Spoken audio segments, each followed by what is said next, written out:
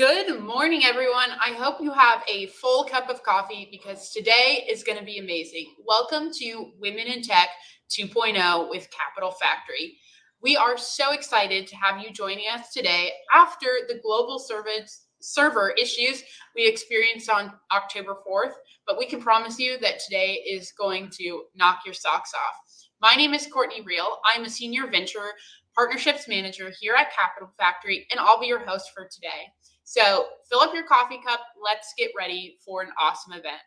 First, I want to start off by thanking our sponsors for today's event, Blue Cross Blue Shield of Texas and the C1 Innovation Lab, and our partners over at Baker Bots. Thank you very much to both of those groups for supporting today's event. I'd also like to thank our Capital Factory community and Josh Bear and the entire CF team for making today's event come to you. A few notes about our platform today. Make sure you're gathering in both the stage area and the networking sessions of Hop-In. If at any point today you find yourself lost or not knowing what's going on or where you can connect, please visit our Help-In desk. This is going to be a super active event, so make sure that you're using the chat function, connecting with people on LinkedIn, sharing things on Twitter, and be engaged in today's event. Next, I would love to kick off the next session with our founder and CEO, Josh Bear, who's going to say a few words about Capital Factory and our community. Over to you, Josh. Howdy. My name is Josh Bear, and I'm so excited to be here with you for Women in Tech, my favorite event of the year. Whether it's in person or online, you can just feel the energy at this event and the impact of connecting all these incredible female entrepreneurs together. I'm so excited about it. And this kicks off the 11th annual Austin Startup Week. And we've got 15 other tracks of programming covering all kinds of other things that you might want to check out happening today and throughout the rest of the week. But today we're going to kick it off with a really good friend of mine. Our keynote is Sandy Carter, who's the Vice President of Public Sector Partners and Programs at Amazon Web Services. And Sandy, not only as an incredible person, is also a tireless advocate for the underrepresented. You see it in all woven through all the things that she does, but in particular as the chairman of the board of Girls in Tech.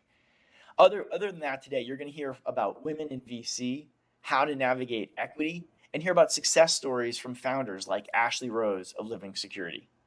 And at the end of it all, one female founder will receive a $100,000 investment and $10,000 in Baker Bots legal services. Stay tuned to see it. I've been watching the pitches as they've been getting ready, and it's going to be really, really hard to pick the winner. Now, we can't do all this by ourselves.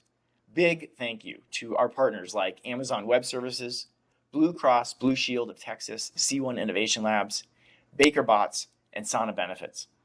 They all stepped up to the plate, and they do it year after year. They lift up underrepresented founders here in Austin and around the country, and we really, really appreciate their support. So now we're going to switch gears, and I'm going to share a little bit more about why Capital Factory cares about diversity so much and what we're doing about it. Check this out. Capital Factory is committed to increasing diversity in the entrepreneurial community and making our community a welcoming and inclusive environment. We know that diverse and inclusive teams perform better.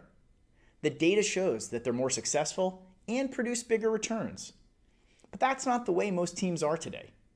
We're starting from a major disadvantage due to hundreds of years of systemic discrimination based on race, gender, physical disabilities, and of course, sexual orientation. Sometimes it's blatant and intentional, but just as often, it's subtle and unconscious. Diverse and equitable teams won't happen unless we are intentional about it. If we don't actively focus on it, we end up with teams that all look the same. That's why we're all doing this. Leaders, entrepreneurs, and allies in tech who support and invest in diversity, equity, and inclusion. Our DEI strategy at Capital Factory has 6 focus areas: women, people of color, Latinos, LGBTQ+, veterans, and accessibility. First, we partner with every other organization we can find who's already doing great work with DEI. Groups like Div Inc., Houston Tillotson University, Opportunity Hub, and Women at Austin. We invite them to use our space, we cross-promote each other's events, and we refer entrepreneurs to each other. We trust them to give entrepreneurs 3-month golden tickets to join our community, get mentorship, and help prepare them to join Capital Factory and raise funding. Second, we host summits designed to celebrate diverse entrepreneurs and talk out in the open about the challenges that they face. This is a great way for us to meet new people who we wouldn't normally and get the message out that our community is open to all. It's also a great way to elevate the profiles of our most successful diverse entrepreneurs so they can serve as role models and inspiration to others. Third, we put up $100,000 investment challenges reserved for teams with diverse founders. This has been an extremely effective way for us to meet new entrepreneurs with amazing companies who we just wouldn't have found before. There's something about putting a $100,000 prize up in the air that pulls people out of the woodwork. Only one company wins the competition, but we always end up meeting other new companies to invest in as well. If you know underrepresented entrepreneurs who should be part of Capital Factory as an entrepreneur, mentor, or investor, please introduce them to us. My email is josh@quityourjob.com, and I'll help make sure that they get pointed in the right direction.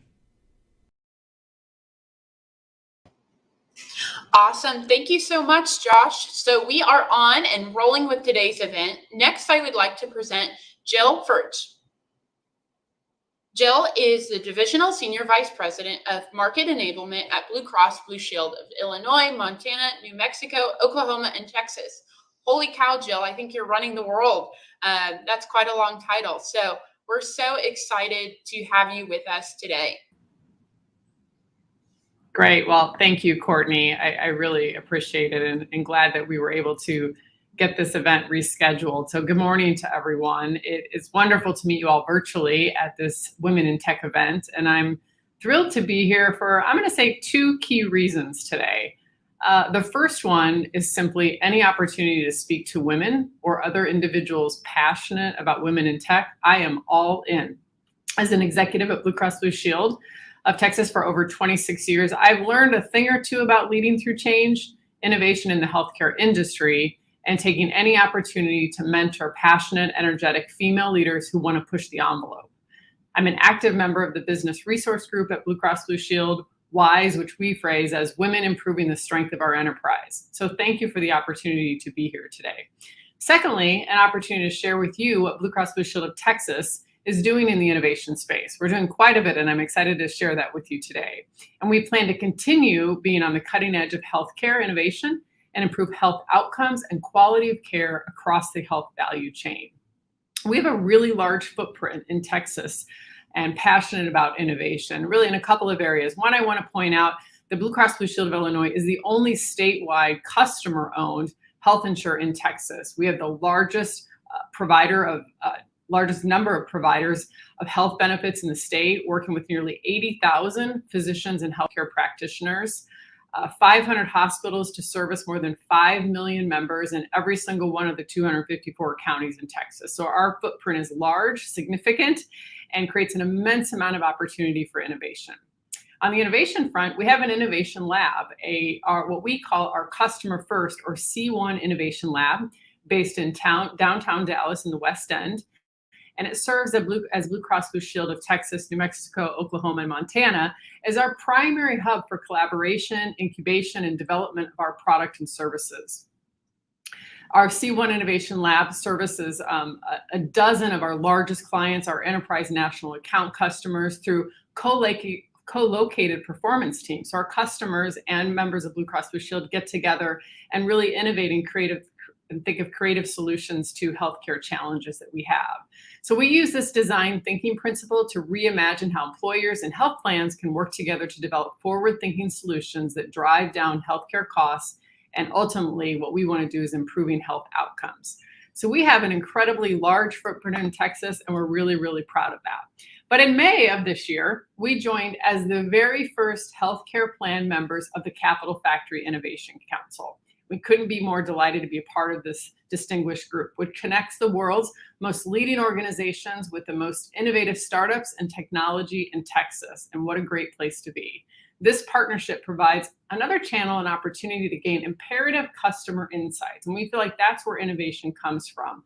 early exposure and access to emerging solutions, leveraging other industries, what's going on, what can we learn from them, expand insights beyond customers, memberships, and stakeholders, expand our insights and viewpoints, and influence solution development in the overall healthcare industry. So we are dedicated to improving health outcomes and experiences for our members, which is exactly why our C1 Innovation Lab is sponsoring Women in Tech event kicking off today. So navigating healthcare can be complex. It's complex for me, working for this company for 26 years, and I'm sure you've had your own instance or members of working with your family to experience the complexity of healthcare. We're passionate about continuing to leverage innovation to improve care and access for our Blue Cross Blue Shield members and communities. So thank you for the opportunity to share a little bit more about Blue Cross Blue Shield of Texas, our investment in innovation at Blue Cross Blue Shield with Capital Factory, and really potential future opportunities, innovation for perhaps some of you in the future. So thank you, Courtney, for the opportunity to say a few words this morning.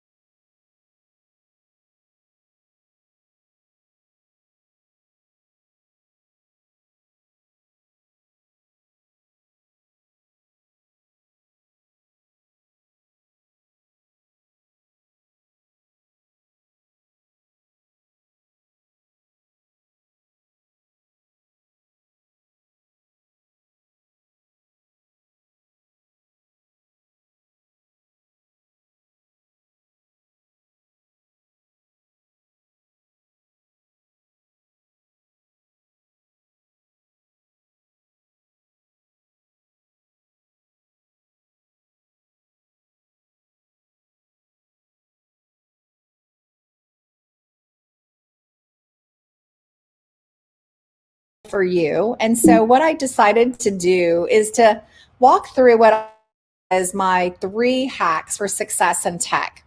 Now, I know we're going to have a few minutes at the end for questions, but if you do have questions later on for me, my Twitter handle is at the bottom of the screen, Sandy_Carter, or you can reach out to me on LinkedIn and I'll continue the dialogue there.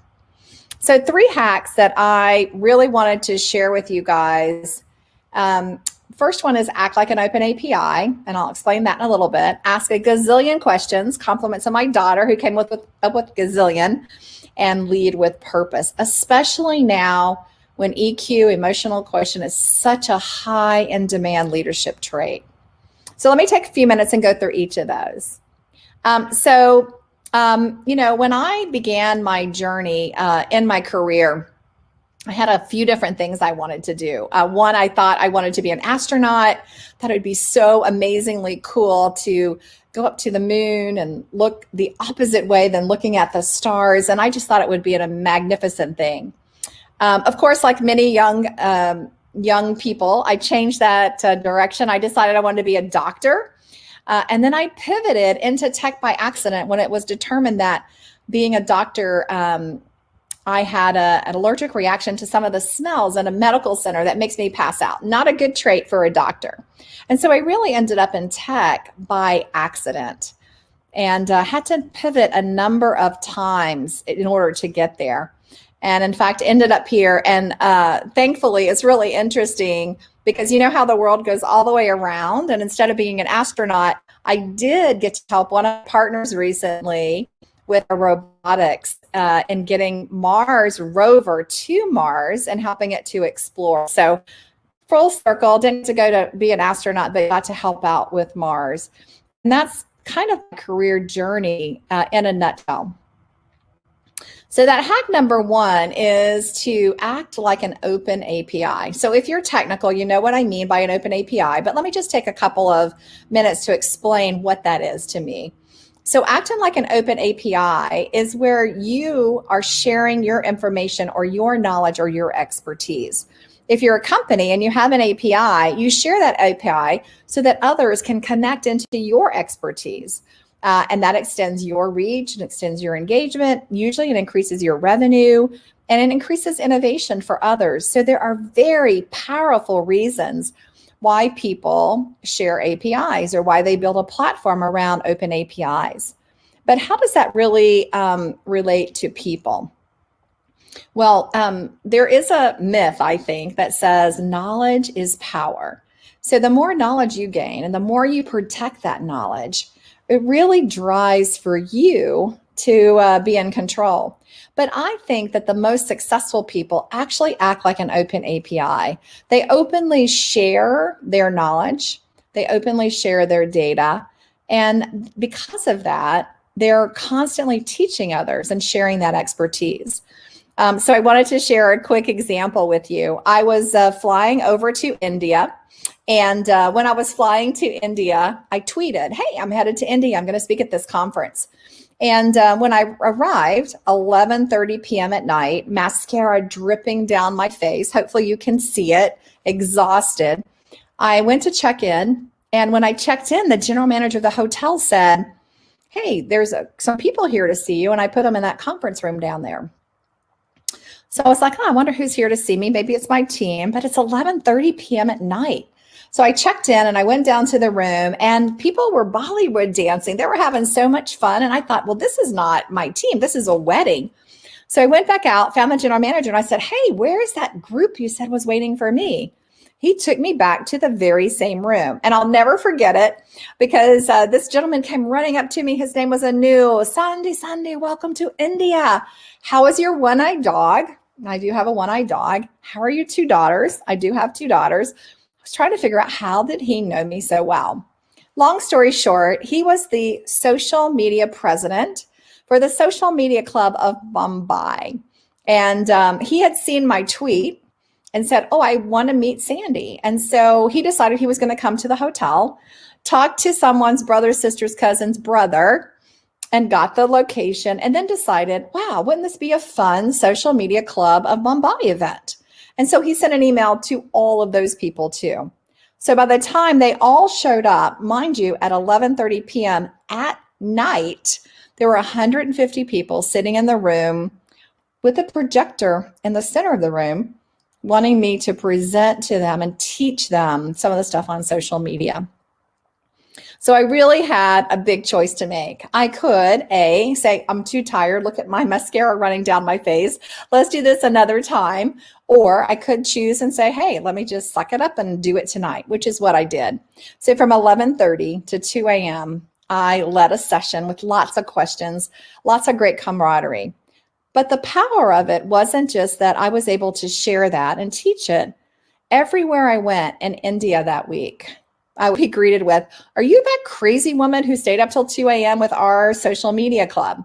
So word spread, and my visits became incredibly powerful because they knew I had collaborated. They knew I acted like an open API.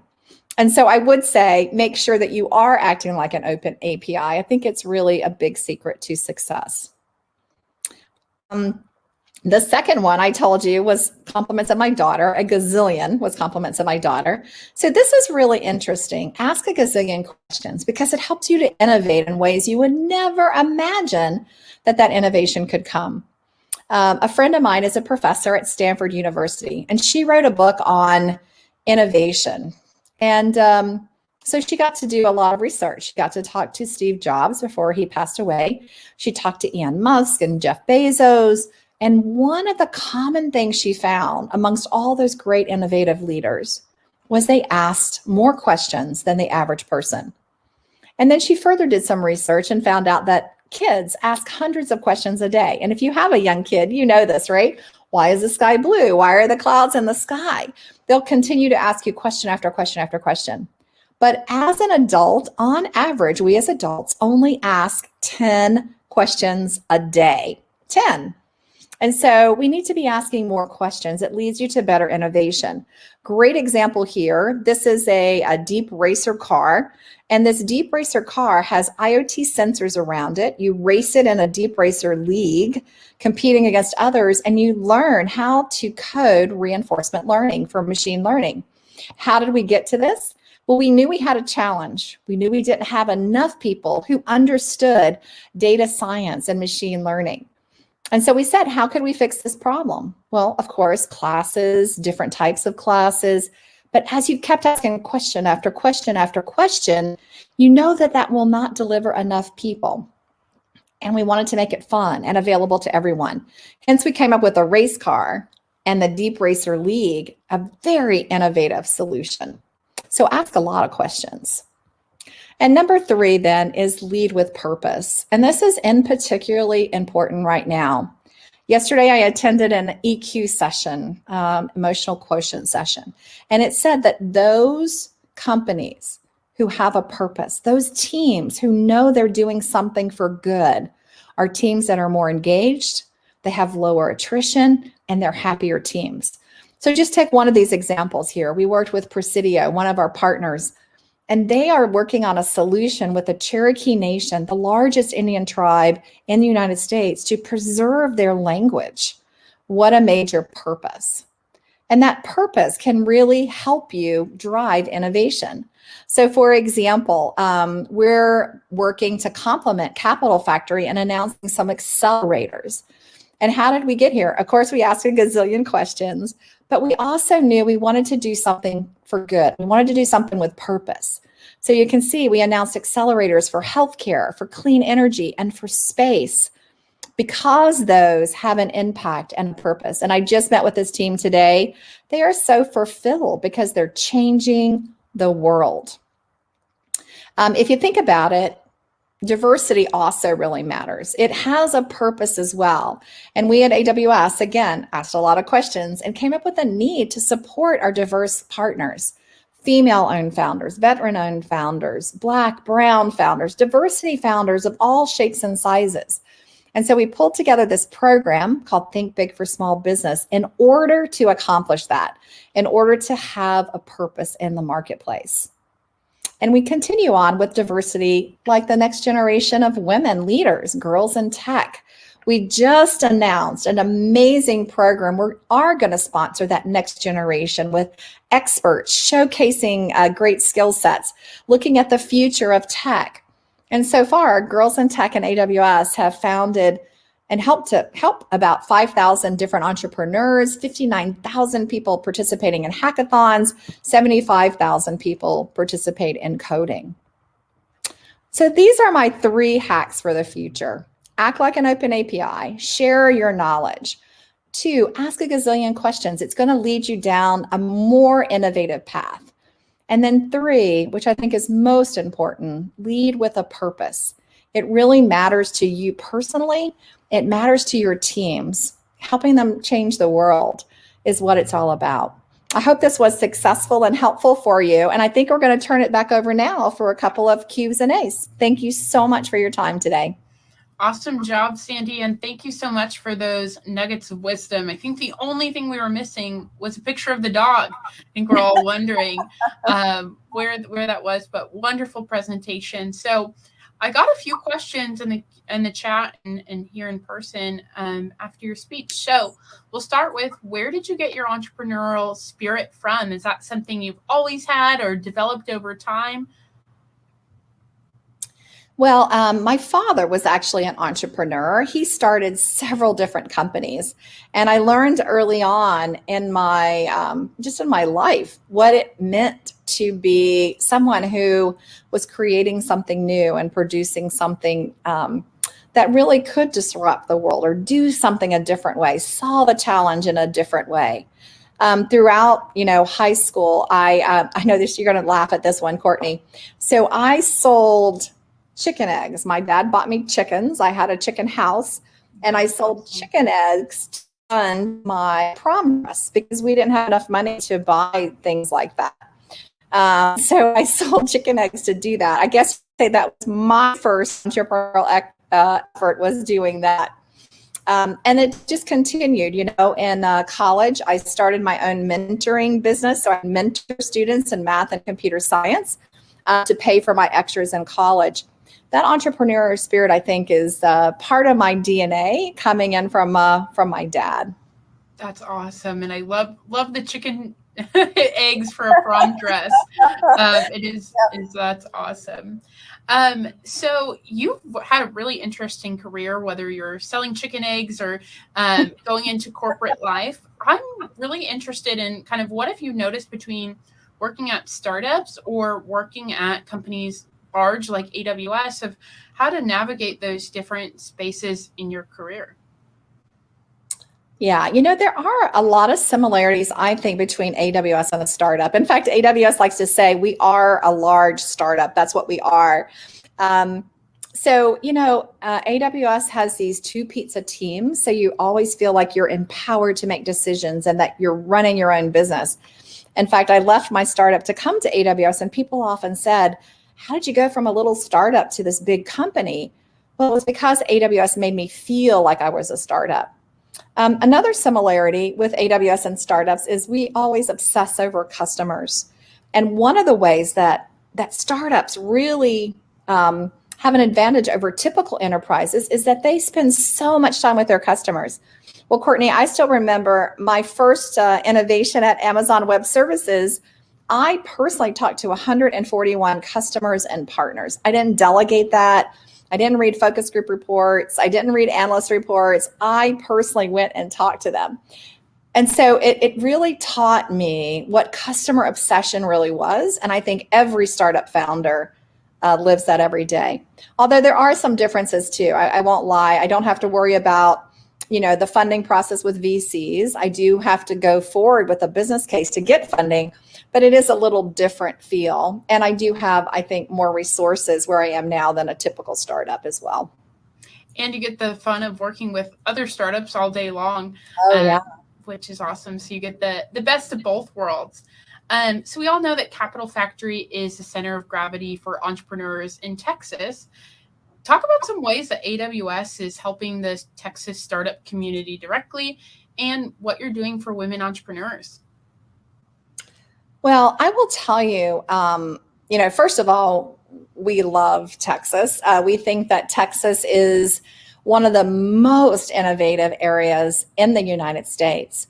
And we are committed to working with entrepreneurs in Texas. We've got 3 new buildings there. We've got over 7,000 employees in Austin alone, and more than 7,000 employees in Austin, and more than 70,000 across Texas. And we love partnering with folks like Capital Factory. First of all, because you sponsor events like this for other women and other represented groups, but you also do so much to connect talent together. We're also a big believer in Josh's Texas Manifesto and the power and the potential across Texas. I used to live there in Austin, and I fell in love with the energy that comes from those startups and from some of those emerging institutions from the Texas community, the colleges that are there, the major universities that are there, UT Austin funneling so many students into the public sector. So I left my heart in Texas. Austin is my all-time favorite city. And I do believe that we're bringing the power and the breadth and the depth of AWS to help all of our Texas-founded companies. I love that. One question I got here in the chat for you, Sandy, is for someone who wants to start an e-commerce business, for example, but doesn't come from a technical background, what are some ways that Amazon can help them out? Or maybe some tips that they should know about? Yeah, this is a great one. In fact, I just spoke to an entrepreneurial group in Florida run by an ex-IBMer about some of the same things. Like, how do you start an e-commerce business? Well, there's a couple, I think, of really interesting things. One, we have something called Amazon Launchpad, and it's a program designed to jumpstart and accelerate startups to drive brand awareness, resources, expertise, and global support. It's an amazing tool. You definitely should take a look at it if you're looking to start an e-commerce, sell something on e-commerce. Now, if you are a technical seller, let's say you have a piece of software, we also have something called the Amazon Marketplace. So if you want to leverage an e-commerce platform that can enable other sellers to buy your product or your portfolio, our marketplace product as well helps you to do that with technology. It's called the AWS Marketplace. We also have an Amazon Marketplace that enables a third-party seller to sell new or used products as well in an online marketplace along with Amazon regular offerings. So depending upon what you're trying to sell, Amazon has 3 different programs that I think are really powerful that any entrepreneur could use or leverage. That's awesome. Well, Sandy, I could sit here all day and ask you questions. You're such a wealth of knowledge, but unfortunately, our time is wrapping up. So I'm curious, what do you want to leave the audience with today? Well, first and foremost, Amazon cares about Texas. We're invested in Texas, and we very much support Capital Factory and Josh's manifesto. Secondly, we put our money where our mouth is. You heard about some of our programs. There are AWS credits. And I think credits are important, but more importantly, we also have SMEs and mentors that can help you. For example, in our accelerators for space, and that's outer space, by the way, we had space experts. We hired Clint, who's a retired general who started the space program. So we have experts, not just in technology, but in that industry area too. And the third and final thing is we love startups. We believe in startups. Disruption and innovation comes from the startups, comes from you. And so we not only enjoy working with you guys as startups, but we want you to be successful. So whether you are a female founder, a diverse employee, or just have a great idea, we want to help you with that. One of our new leadership principles talks about, along with scale and growth comes great responsibility. And to me, part of that responsibility is taking care of the next generation of great companies, which are our startups. So Courtney, thank you so much for letting me come and talk to your startups. And thank you and Josh and Capital Factory for all that you're doing to support the greatest startups in the world. Awesome. Thank you so much, Sandy. We always enjoy our partnership with AWS and so appreciated you being a part of Women in Tech.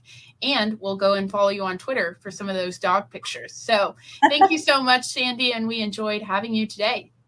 Thanks, Courtney.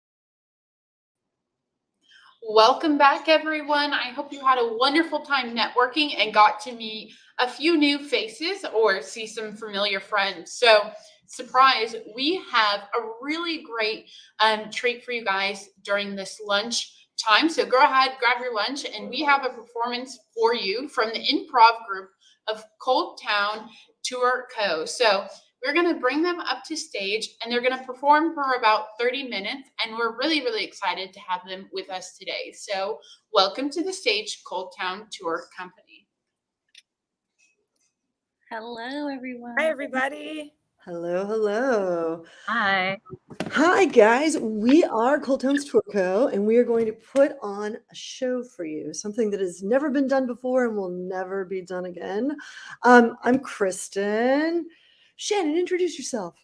I'm Shannon. I'm here in Austin. That's where I am. Perfect. Lily, say hi. Hi, everyone. I'm Lily. Happy to be here. And CV, say hello. Hi, I'm CB. Thanks for having us. Perfect. All right, you guys. One thing that we're not sure about is if we can get audience suggestions. Is it possible for the audience through chat or through even shouting it out to interact with us? We'll wait and see. Let's see. Our chat moderator will post them here. Perfect. The answer is yes. All right. Well, just to get started, we're going to do a game that demonstrates how in improv, whatever you do is right. We are flexible. We'll go in whatever direction the moment takes us. So we'll start with, let's do top that, you guys. So what I need is a hand gesture. CB, will you move your hand around in a way we can all copy? Easy, right? Okay. So in the real world, I'm just hitting my cheeks, but this is improv. Hey, Shannon, what are you doing? I'm being surprised. Awesome. Lily, what are you doing? I'm putting my makeup on so the guys don't ask me while I'm tired in the break room. Excellent. CV, what are you doing? I'm wiping the sweat off my brow after talking to my boss about my promotion. Ooh, I love it. I am not just putting my hands against my cheeks. I'm saying, Kristen, stop talking. Stop talking. Stop talking. Shannon, give us a new suggestion of a movement. Oh, great. Like this. Ooh, nice. Hey, Lily, what are you doing? Celebrating my big fat raise, Kristen. Love it. CV, what are you doing? I'm punching all the imaginary things I want to punch. Ooh, I am trying to make my point as best I can by moving my arms around to get your attention. Shannon, what are you doing? I'm definitely shaking these maracas. Ooh, Yes. I love it. Excellent. So you can see we just take anything, we say yes to it, we build together. Now, another thing that's really important to know in improv is that in the real world, yeah, you want to be perfect, you want to be right, you want to be cool, but this is not the real world, this is comedy. So we are going to play a game for you called World's Worst. And so what I need is a suggestion of an occupation we're all familiar with. What's something we all know about? If I can see that in the chat, like a doctor or teacher or telephone operator. Let's see. You know what? While I wait for some suggestions in the chat, I'm going to go with telephone operator. Ton of great telephone operators out there. Probably not nearly as busy as they used to be, but I want to meet not a great telephone operator. I want to meet the world's worst. Shannon, show us a terrible telephone operator. Hello? Oh, so sorry. I'm on mute. Telephone operator that just can't be heard. Lily, show us an awful telephone operator. Hi, can you hold? I'm having a really bad day. Actually, can you call me back in 20 minutes? Maybe tomorrow? Perfect. CB, be awful for us. You truly are on mute, CB. You truly are on mute. I was on mute. Can you believe it? Anyway, my phone's ringing. Sorry. World's worst telephone operator. Here's mine. Yeah, kid, I'm not Santa Claus. I don't know who told you to call this number. World's worst telephone operator. Because I really did do that when I was a kid. We would call 0 and ask to speak to Santa. All right. They're always cool about it. So let's see. I do not have a suggestion yet, but I'm going to just take something that's written here. How about chat moderator? I don't know. How would we even do that? But let's find out. So many wonderful chat moderators out there, but today I want to meet the world's worst. Shannon, show us. Hey, y'all. I know what we're watching is so important, but I just wanted to fill you in on how my date went last night. It was so good. Who's having great dates? World's worst chat moderator. Lily, show us somebody awful. Hi everyone. I know you're following this live stream right now, but I actually have a really great live stream going on this other channel. I just linked it in the chat. Let's head over there. It's quite the party. World's worst chat moderator. CB, what you got?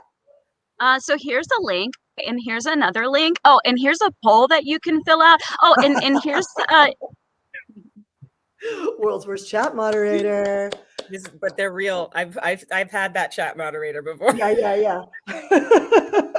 I believe it. You know, I can't top that. That was amazing. I want one final suggestion of a sport or how about a job or a hobby? And if we're not getting any suggestions, which is fine, CB. Oh, Lily, do you have one? You said a job or a hobby? Yeah. A hobby. Let's go with I really want to get into sewing myself. I had a sewing machine for years and Uh-huh. dusty. She's So, dusty. world's worst seamstresses? Yes, love. Awesome. CB, show us a terrible seamstress. So I have these bandages all over my fingers, and I'm unable to use anything but my elbows today. World's worst. Shannon, show us a terrible seamstress. Look, it is your color. I know it's just flat. It's completely flat, but you can wrap it. You can wrap it. World's worst seamstress. Here's mine. Yeah, we could sew it, but you know, I've got duct tape. So, Lily, what you got? That was pretty solid. I took all of your bridesmaids' dresses, and I know you wanted them hemmed just slightly, but I took them and I kind of made them all mini skirts. I really love the material, and I just had to have it for my curtains. World's worst seamstress. Beautiful. All right. So, as you can see, we are not trying to be perfect. We're shining a spotlight on what's interesting about these jobs by finding the worst version. All right, let's play another game. How about we do a round of advice? Now, here's the thing. I know that all three of you are great at giving advice, but I want to take it up a level, and I want to give each one of you a point of view from which to advise the crowd. So, audience, if you can give us suggestions to the chat, that would be awesome. If you can't, I'll just make some up. But what I need are 3 types of people you might encounter in the workplace. So maybe, I don't know. I have one, Kristen. I have one. Yes, what is it, Lily? Well, I want to say the mansplainer, but just in general, like an over explainer. The expert? The expert. Yes. All right, the office expert. I love it. What about the extremely enthusiastic intern? Shannon, can you be our enthusiastic intern? Yes, I've got one too. Excellent. What is it, CB? It's the person who like barely scrapes by. The office slacker. Yeah. All right. If you would, for a moment, get in character, take a second, move around, find your space. And ladies and gentlemen of the audience, I am delighted to introduce you today to our panel. We have 3 experts who are here to help you with the day-to-day things that you may encounter in the office. First of all, I want to introduce to you, let's see, we'll give these characters some names. This is Patricia. Patricia, you've worked at the company for 32 years, is that right? That's right. That's absolutely correct. Thank you for asking how many years, but yeah. Mm-hmm. Well, I haven't moved up yet. Oh my gosh, you're the world's longest term intern. Patricia, we're so pleased to have you here. Hooray. And then, gosh, everybody's favorite person in the office, it's Sandy. Sandy, you seem to know a little bit about everything. We're glad to have you here. What's your favorite thing about working here? Thanks, Kristen. As senior executive of 2 different teams, one of my favorite things is just mentoring new employees, interns. Sometimes I even mentor the custodial staff if I'm here a little late. Like, you can never give too much advice. You just Thank can't. you, Sandra. Wonderful. And finally, Alex. Alex, you know what? I don't Oh, actually know. I'm sorry. Yeah. Can you remind me, what is your title here?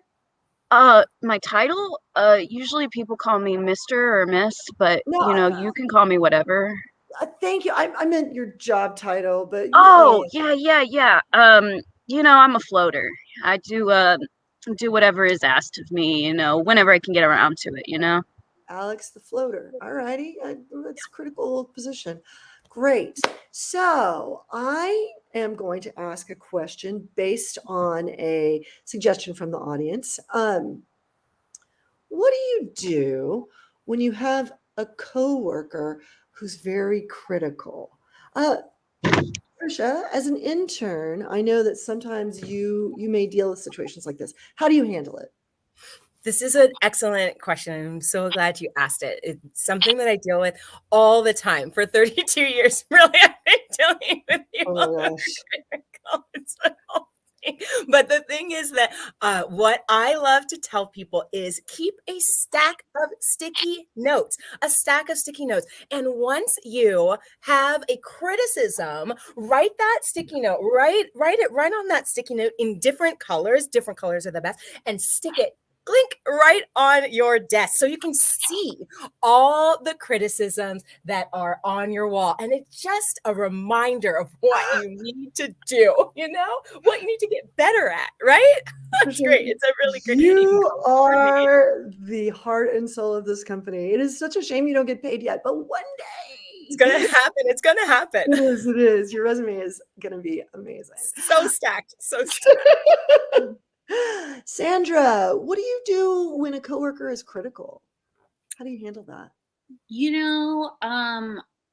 I like an approach of maybe putting some post-its up with those criticisms, but I really personally, I love to have those believe posters with those really inspirational landscape, power posing over some mountains.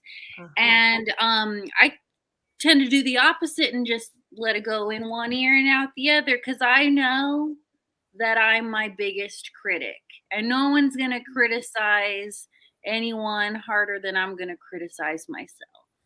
Thank you, Sandra. Very helpful. Very helpful. Alex, how about you? What do you do with critical coworkers? People are always going to be critical of you.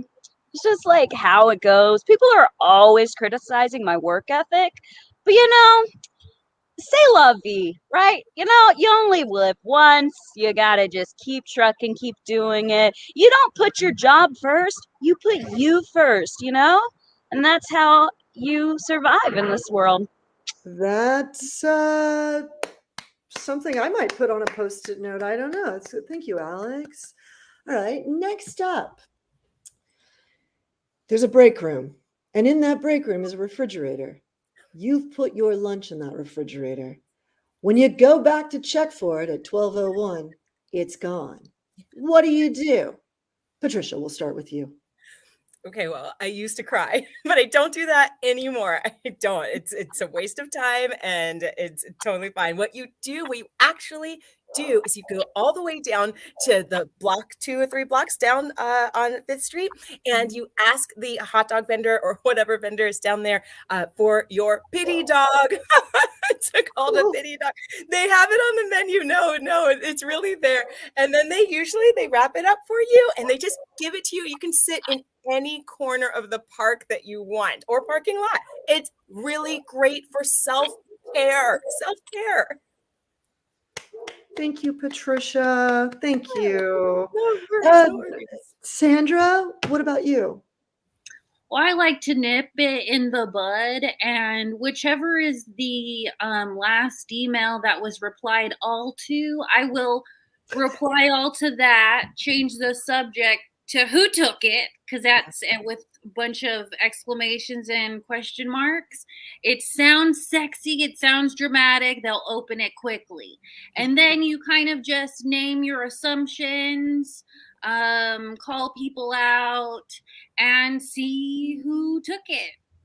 What a joy you are to have in the office, Patricia. Thank you. I'm usually blamed, and it's fine. I don't mind Sandra, at all. I'm sorry. I meant Sandra. I'm sorry. I'm so sorry. Oh, and Alex, your lunch is gone. What do you do? I mean, it was probably me stealing everybody else's lunches, so I wouldn't be surprised if someone came at me and just took mine. I'd just go steal someone else's lunch, to be honest, and then it's like a pay it forward situation, but kind of reversed. So yeah, we all get food some way or the other. That is a refreshingly honest response. Thank you, Alex. Wonderful, wonderful. And finally, before we move on, if I could get one piece of advice from each of you that you would give to a new coworker. Patricia, what advice would you give? Keep trucking, keep trying, just keep at it. Oh, thank you. Sandra. Kristen, I got one word for you: TikTok. And if you want to know more, you can sign up for my free webinar by joining my email subscription list in the chat, Substack. You'll love it. I will also add my Patreon link. Thanks.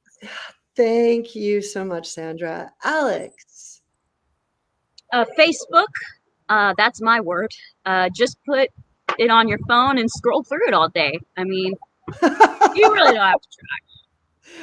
Wow, what a joy this company is to be a part of. Thank you so much. Hooray! Yeah.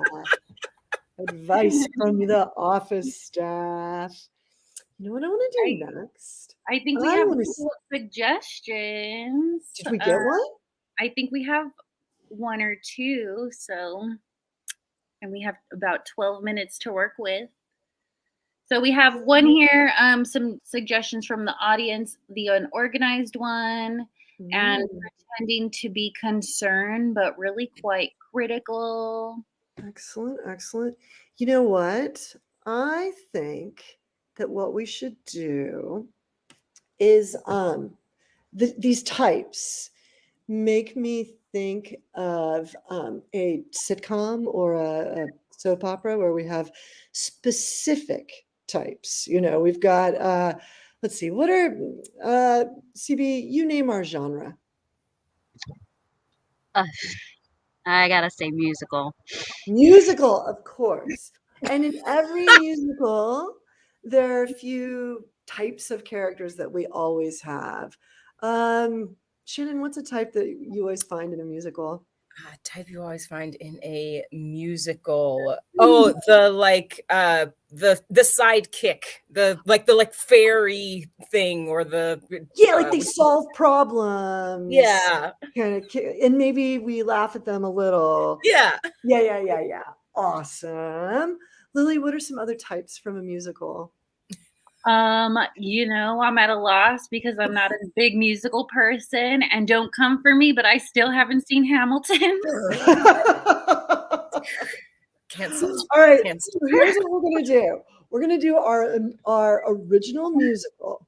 And in this musical, we're going to feature a character who's normally a sidekick, but this is her big moment. Today, this character who's normally, disorganized? Disorganized and trying to succeed. In this particular tale, she is going to find her moment. We're going to do a series of short scenes. Guys, it's a musical, so sing whenever you want. Or don't. CB looks so excited. And here's the thing. I'll story spine this out. We'll do our Once Upon a Time and we'll meet our characters. And I need one more thing. If from the audience, if I could get a suggestion of a location, that would be so great. A location, and then maybe in addition to that, a relationship, like siblings or neighbors. Let's see if one shows up. No.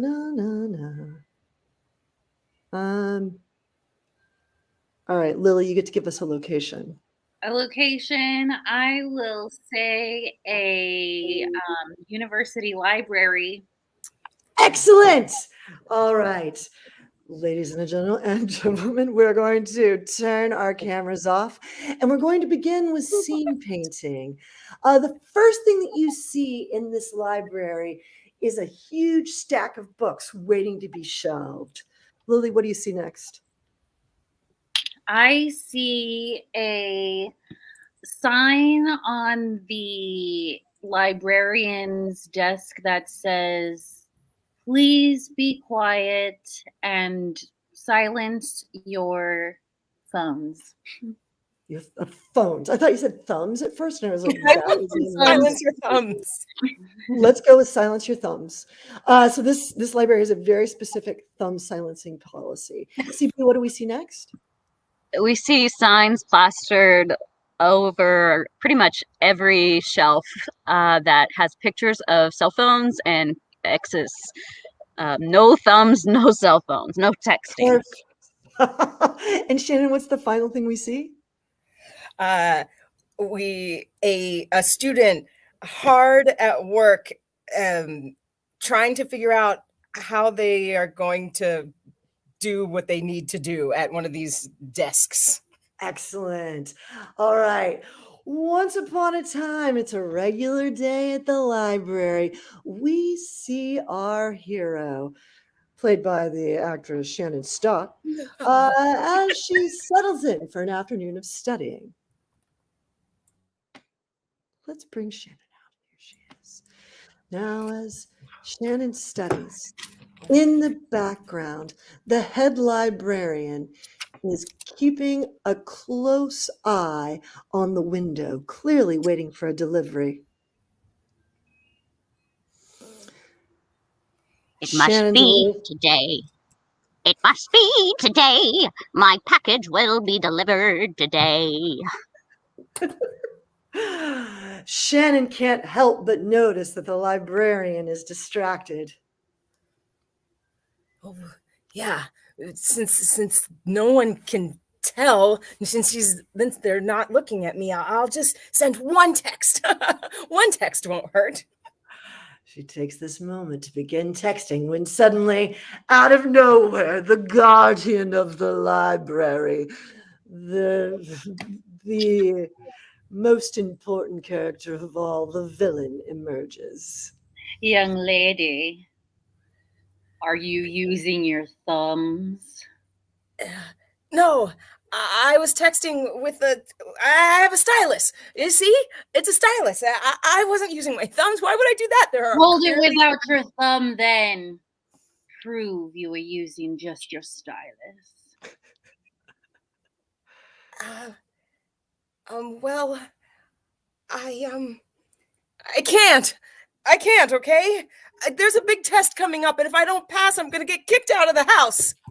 You're gonna get kicked out of the library first, young lady. No.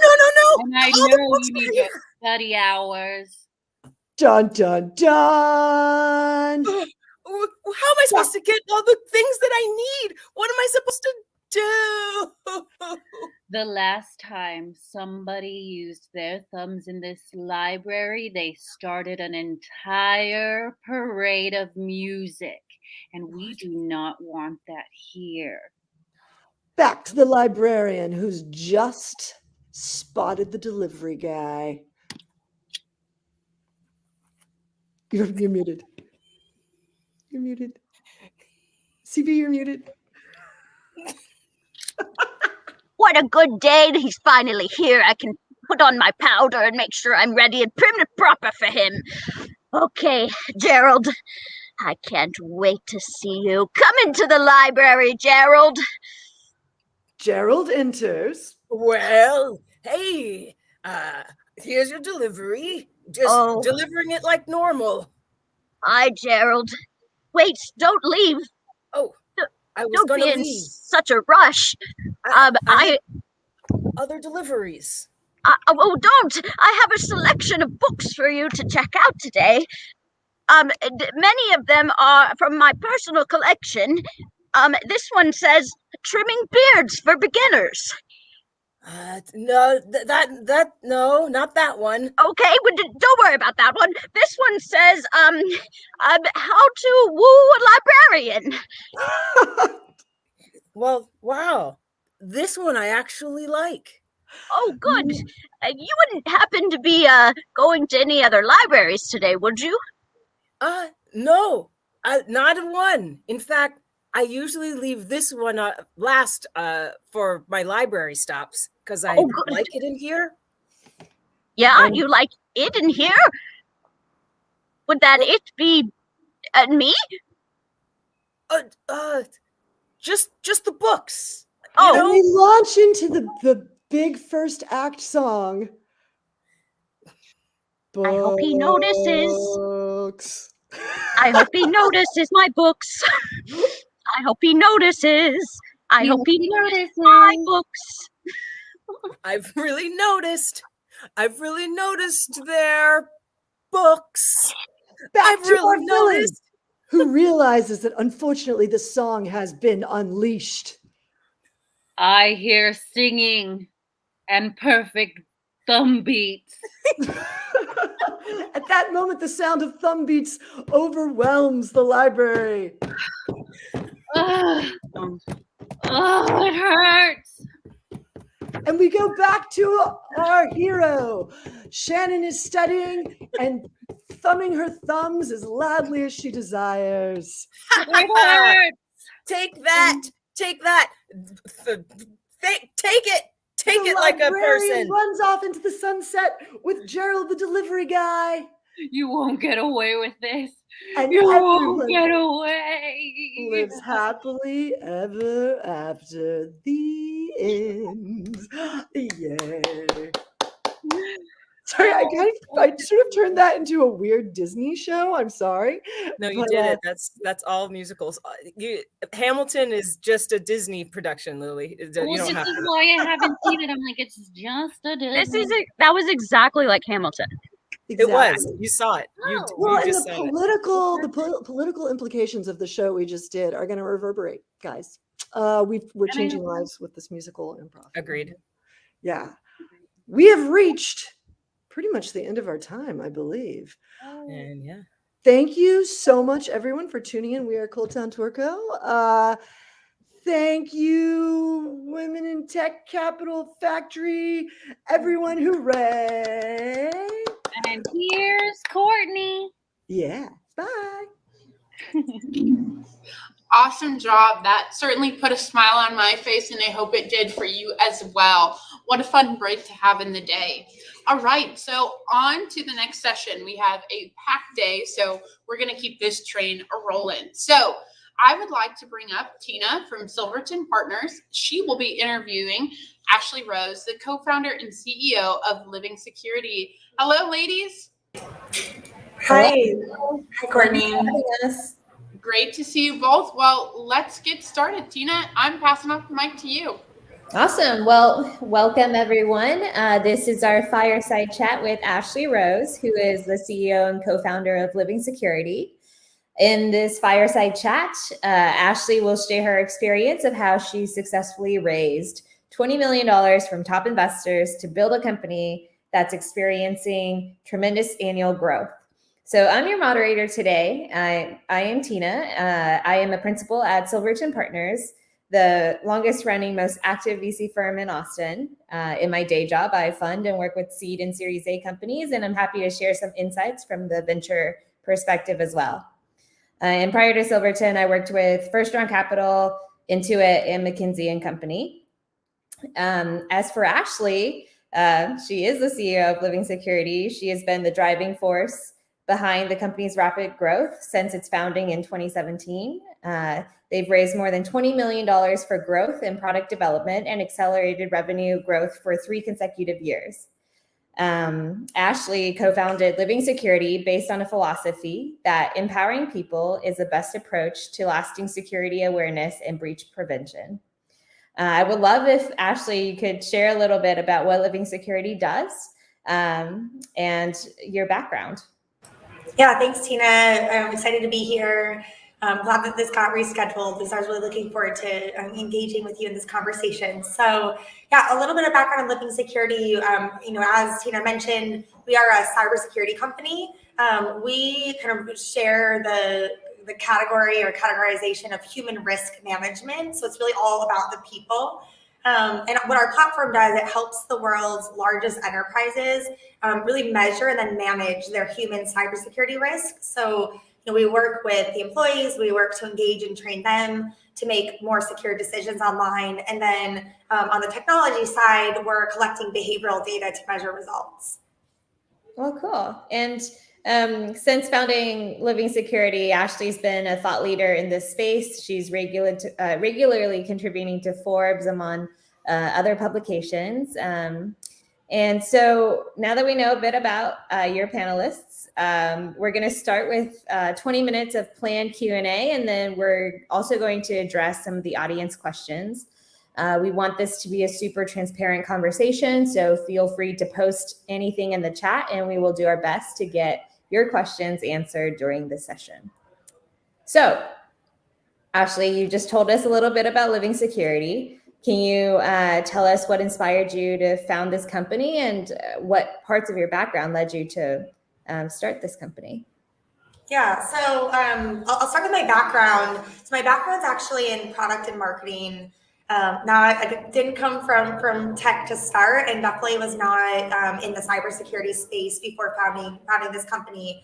But what's really unique and interesting, and why obviously I love what I do, and I share about this a lot across the community and the cybersecurity community, is that because with what we do is focused on people, really there was a requirement to bring people in from different industries. So people that have, whether it's like a psychology or behavioral science or learning and development background, to be able to take what they've done and accomplished in these other industries and then apply it to the cybersecurity space. So that's sort of, how I sort of fit into there. But in terms of kind of inspiration to found, and then I'll connect the dots with my background, we all know cybersecurity is a very hot topic.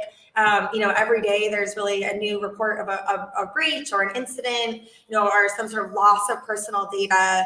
And even more so this year, thinking about like how critical infrastructure has been affected because of, cybersecurity incidents. That just makes it's a huge problem. And what was really unique to me when I started digging in, looking at the market itself, cybersecurity is just rapidly growing, and there's, billions of dollars being spent on technology, which technology is obviously very important. But, if you looked back at the root cause of all of those incidents, a majority of those breaches are actually being caused by people. And so, when you kind of think about our focus on tech and kind of, securing the different parts of the assets of our environments, but really like the people is our largest attack surface, and it's getting the least amount of investment. Like, we just looked at that and realized like there's a huge opportunity to start making a difference. And so then combining my background in product, and I was a prior entrepreneur as well, with Drews, who is our subject matter expert. He spent time with the military. He built cybersecurity programs. We were able to then take my background, take his, and realize like there was a new way or a new application that we could bring to this market that would affect change. And do something that hasn't been done before. So that's what we founded the company in 2017. So it's, I guess, just a little over 4 years now. Well, congratulations on the progress. Who have you raised from, and what stages have you raised so far? Yeah, so we've gone through a few different rounds. We did our first pre-seed money. That was in early 2018. And it was, friends and family, angel investors. And we brought in 2 institutional investors at that point, Active Capital, which is a seed stage firm out of San Antonio, and then Cathexis Ventures, they're out of Houston. So that was March of 2018. Following up the pre-seed, we did a kind of an official seed round that was led by Active Capital. It's actually, kind of full circle here, because during that round, Capital Factory came in and put in that $100,000, like they do a lot with a lot of those challenges. I was a part of the 2018 Women in Tech Summit, where I was able to present and pitch, and then obviously got the money from that as well. So that round happened towards the end of 2018, so it was around November timeframe. And then obviously our Series A was led by Silverton, and the firm that you're working from. That was in April of 2020. So y'all know what happened in 2020, obviously with COVID, but Silverton joined on, and then brought in a couple other more strategic investors from the cybersecurity space, Rain Capital and SaaS Ventures. And then this past March, 2021, we raised our Series B, and that was led by Updata Partners, which is a DC firm.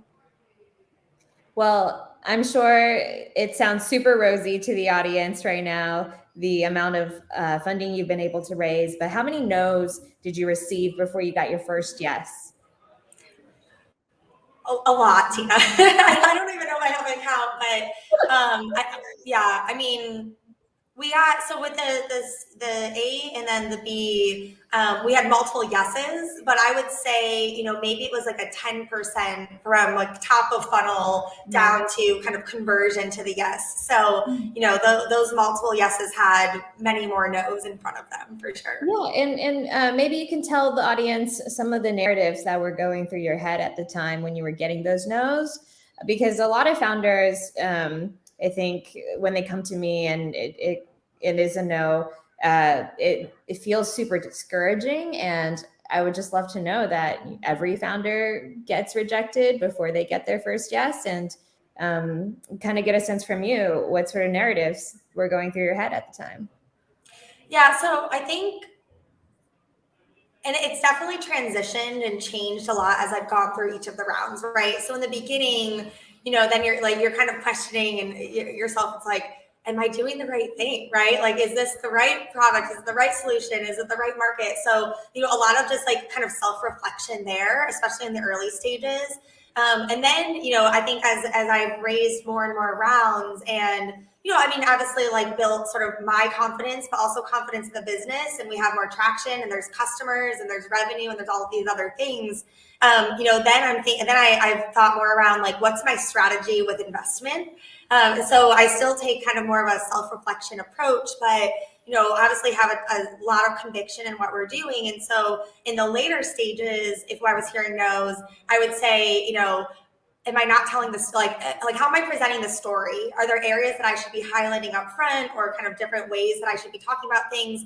If I felt like really confident, hey, the story is working and I'm seeing some amount of confidence, but there's still a lot of no's, then I'm saying, am I pitching the right people? Are these like qualified investors? Are these people that we want to be working with? And so I think the sort of self-reflection that I had and the narratives, like it just changed as we've matured as a company and as I've kind of gone back out there. But it is definitely hard. It's definitely hard when, especially in the beginning, when you're like, it's sort of like your baby, and I have 3 kids. So this is my 4th baby. And it's like, wait, I love my baby. They love my baby. Like, why don't you love my baby too? So it's definitely hard. And then, but yeah, I think, like you said, it takes a while just to get to that first yes. And then once you get a few of them, like the traction just starts to roll. And so you have to just, you kind of have to put a little bit of a block on and not let that discourage you, and just keep going and know that eventually there's going to be a right fit for the company, for the business, and for the growth that you're looking to achieve. And so you kind of already touched on what changed a little bit between when you first got the no and then when you got to the yes. But I'm wondering if there's specific examples of where the feedback you got from the market influenced your company's strategy and what that might look like. Yeah, that's a good question. So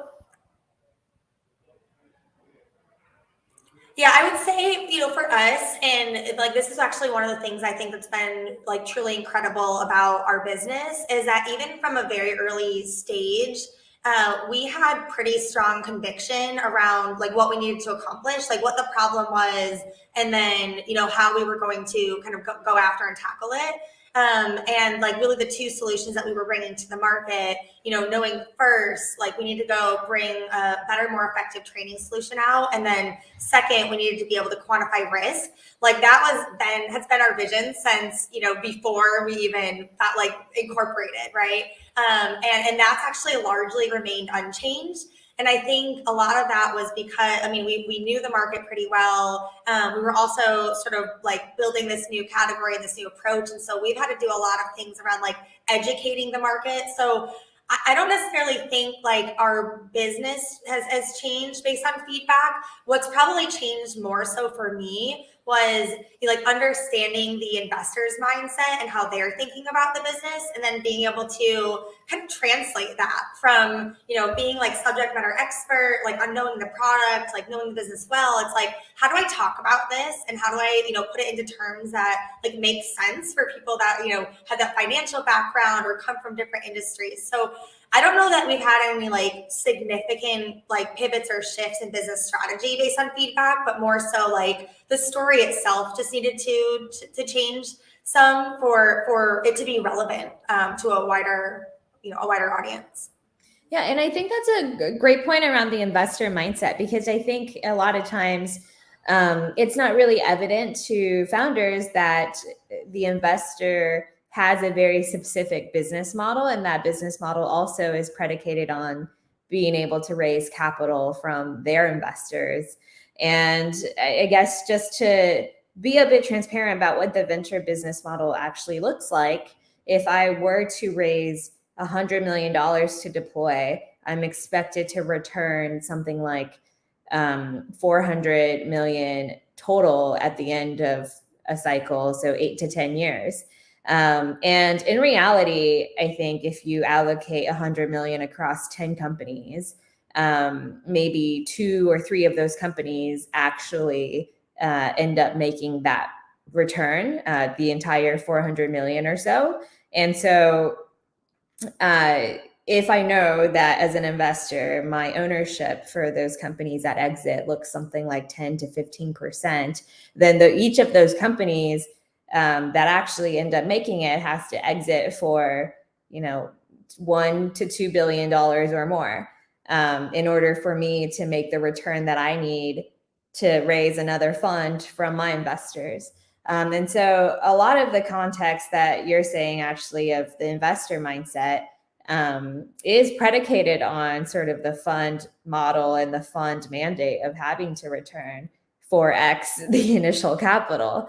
And so that's why I think there's this sort of premise of how do I pitch myself as a unicorn? Because unless you can convince a investor to believe that you could be a unicorn, then it kind of fits into that whole like fund model of how an investor sort of makes money. And I would love if you could expand on also your understanding of the venture investor mindset. Yeah, no, I think like I've had to learn so much about that, like especially in the earlier days, like when I was first out pitching. And I mean, I think at that point, like you also have to ask yourself, is this like a business that should be venture backed, right? Because, then the first kind of question is like, how big is the market and how fast is it growing? If your market's not big enough, then it's going to be really hard to build a company to return that $1 to $2 billion back to the investors. And so, I mean, that's where like every first, slide, it's like, okay, well, like how big is the market? How fast is it growing? What's the competition? And is there space for you to play where we think that this could be like a viable, unicorn company?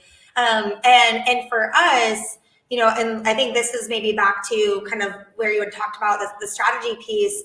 We knew that like security awareness and training, it's somewhat more of a mature market. It's definitely growing. It's fast growth, multiple billions of dollars.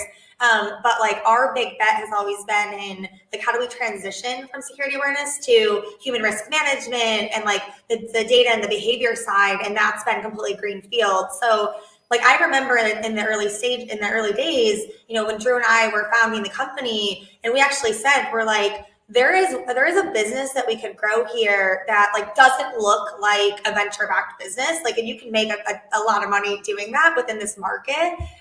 We even did like services in the beginning, but then recognize like it's actually like our vision and goal to transform this entire industry. And in order to do that, we needed to be funded so that we could grow quickly and we could execute, and time to market was so important.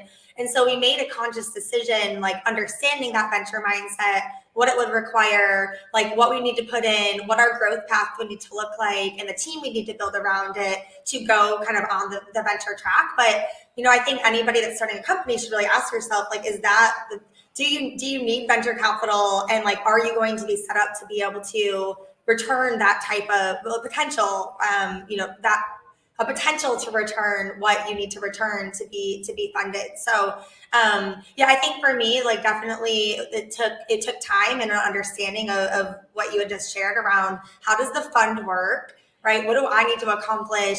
And then I would say, like, the big changes that happened up front, especially as we were building our financial modeling, was like stretching our thinking to also say, like, okay, well, if this is the model that we need to kind of accomplish or achieve towards, like, how do we do that, right? And so it's like taking that kind of tops down and then building that bottoms up approach so that we have the growth path that is going to continue to, like, get us to that next stage so we could bring in venture capital. So again, I don't think necessarily, like, vision or anything changed there, but it did say, like, okay, how can we double down in these areas in sales and marketing to accelerate growth so that we can, continue to be financed.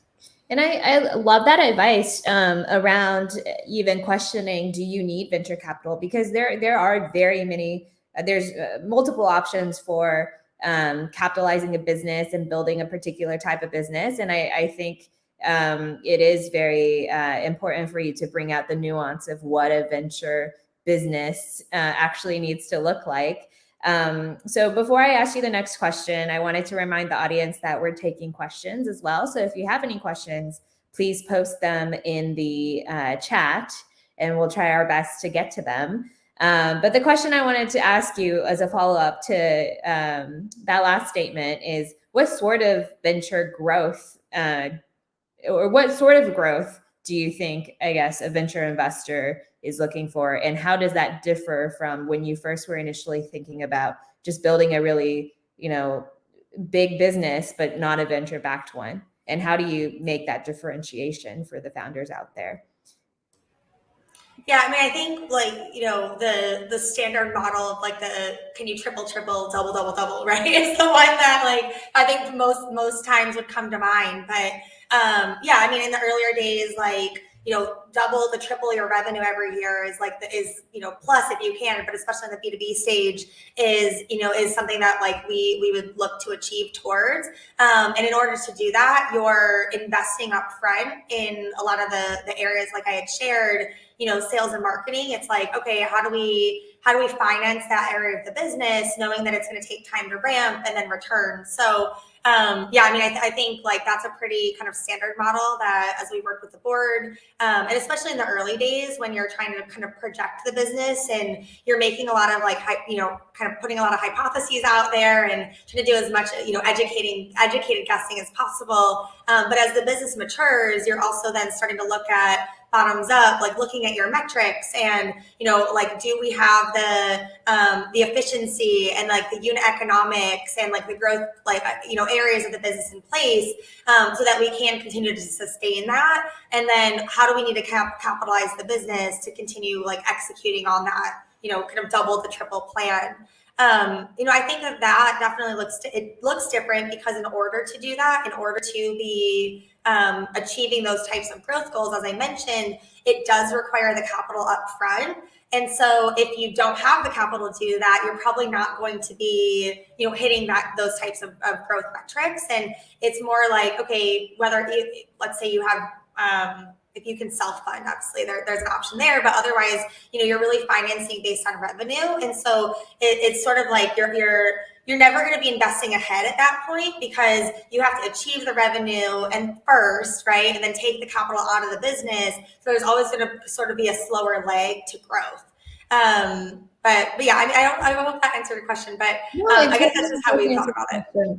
I do think venture investors demand a hyper growth, and I think it's important to tease out that narrative as well, because it's almost like if you don't reach that hyper growth, you're sort of like trying to give all for that hyper growth, and you're willing to sort of compromise on a smaller type of exit if you're choosing venture capital, or as an investor. I feel like the type of businesses that don't invest ahead for its growth are definitely not the type of businesses that, as an investor, you're comfortable underwriting. So I like that you teased it out And I do think there's so many nuances, right? If you're starting a CPG company or a media company or a different type of industries, there's been really excellent examples of companies that have been bootstrapped all the way to exit, but there's very few in a SaaS type world, except for, like MailChimp or whatnot, that has been able to do so.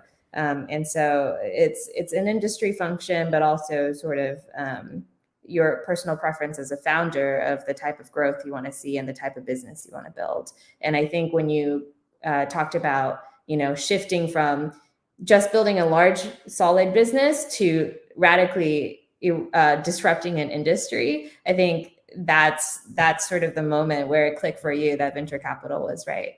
And so I know you had a lot of yeses in your last few rounds, but I'm curious how you knew you were choosing the right investors and what they have brought to the company.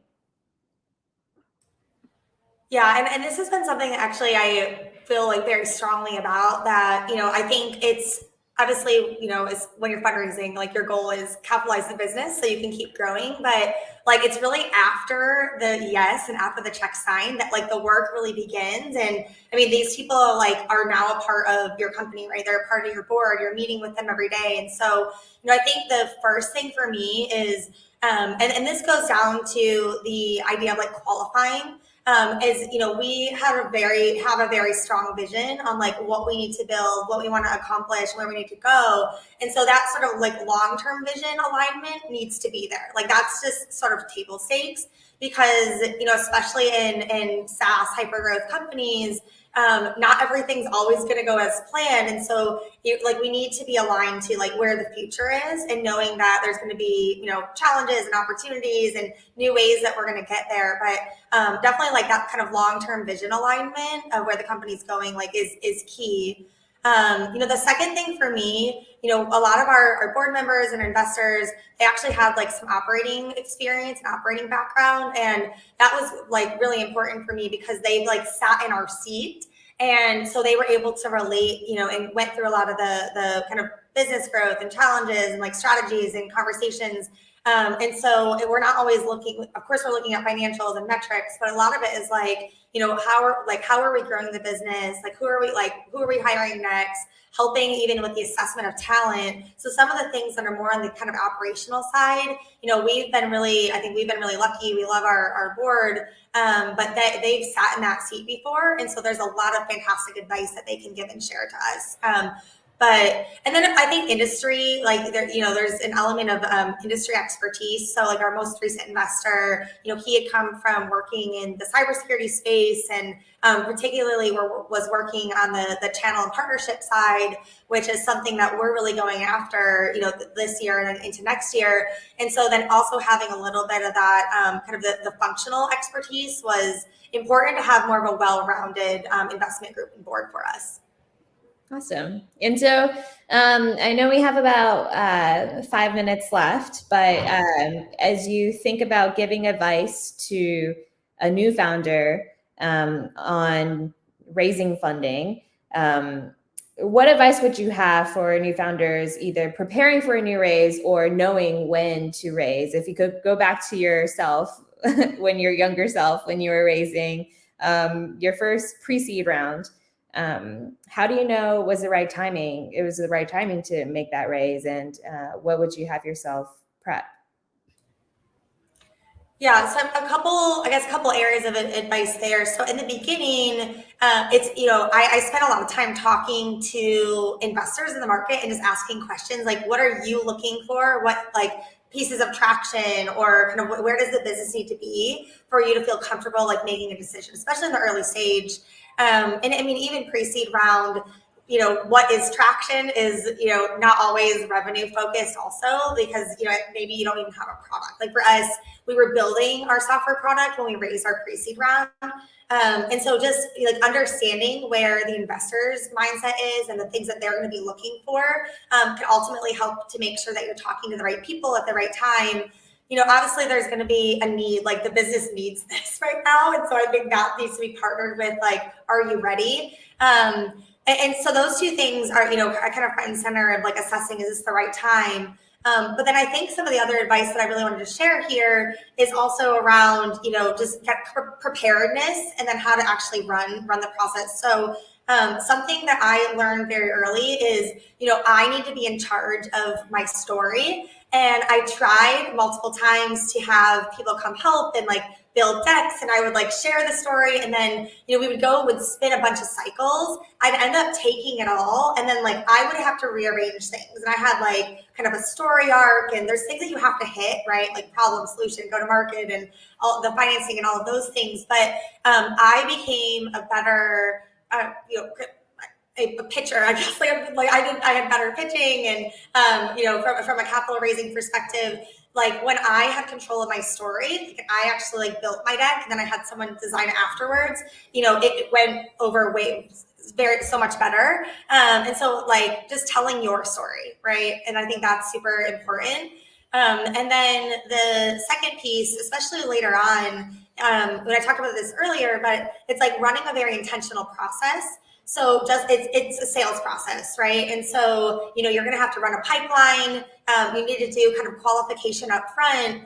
And this kind of goes to the earlier conversation around like qualifying those investors as much as possible. Like, are we in the right stage for you? What's your fund size look like? What's your, expected timeline for return on the, of the fund? Is it more like patient capital versus, whatever else?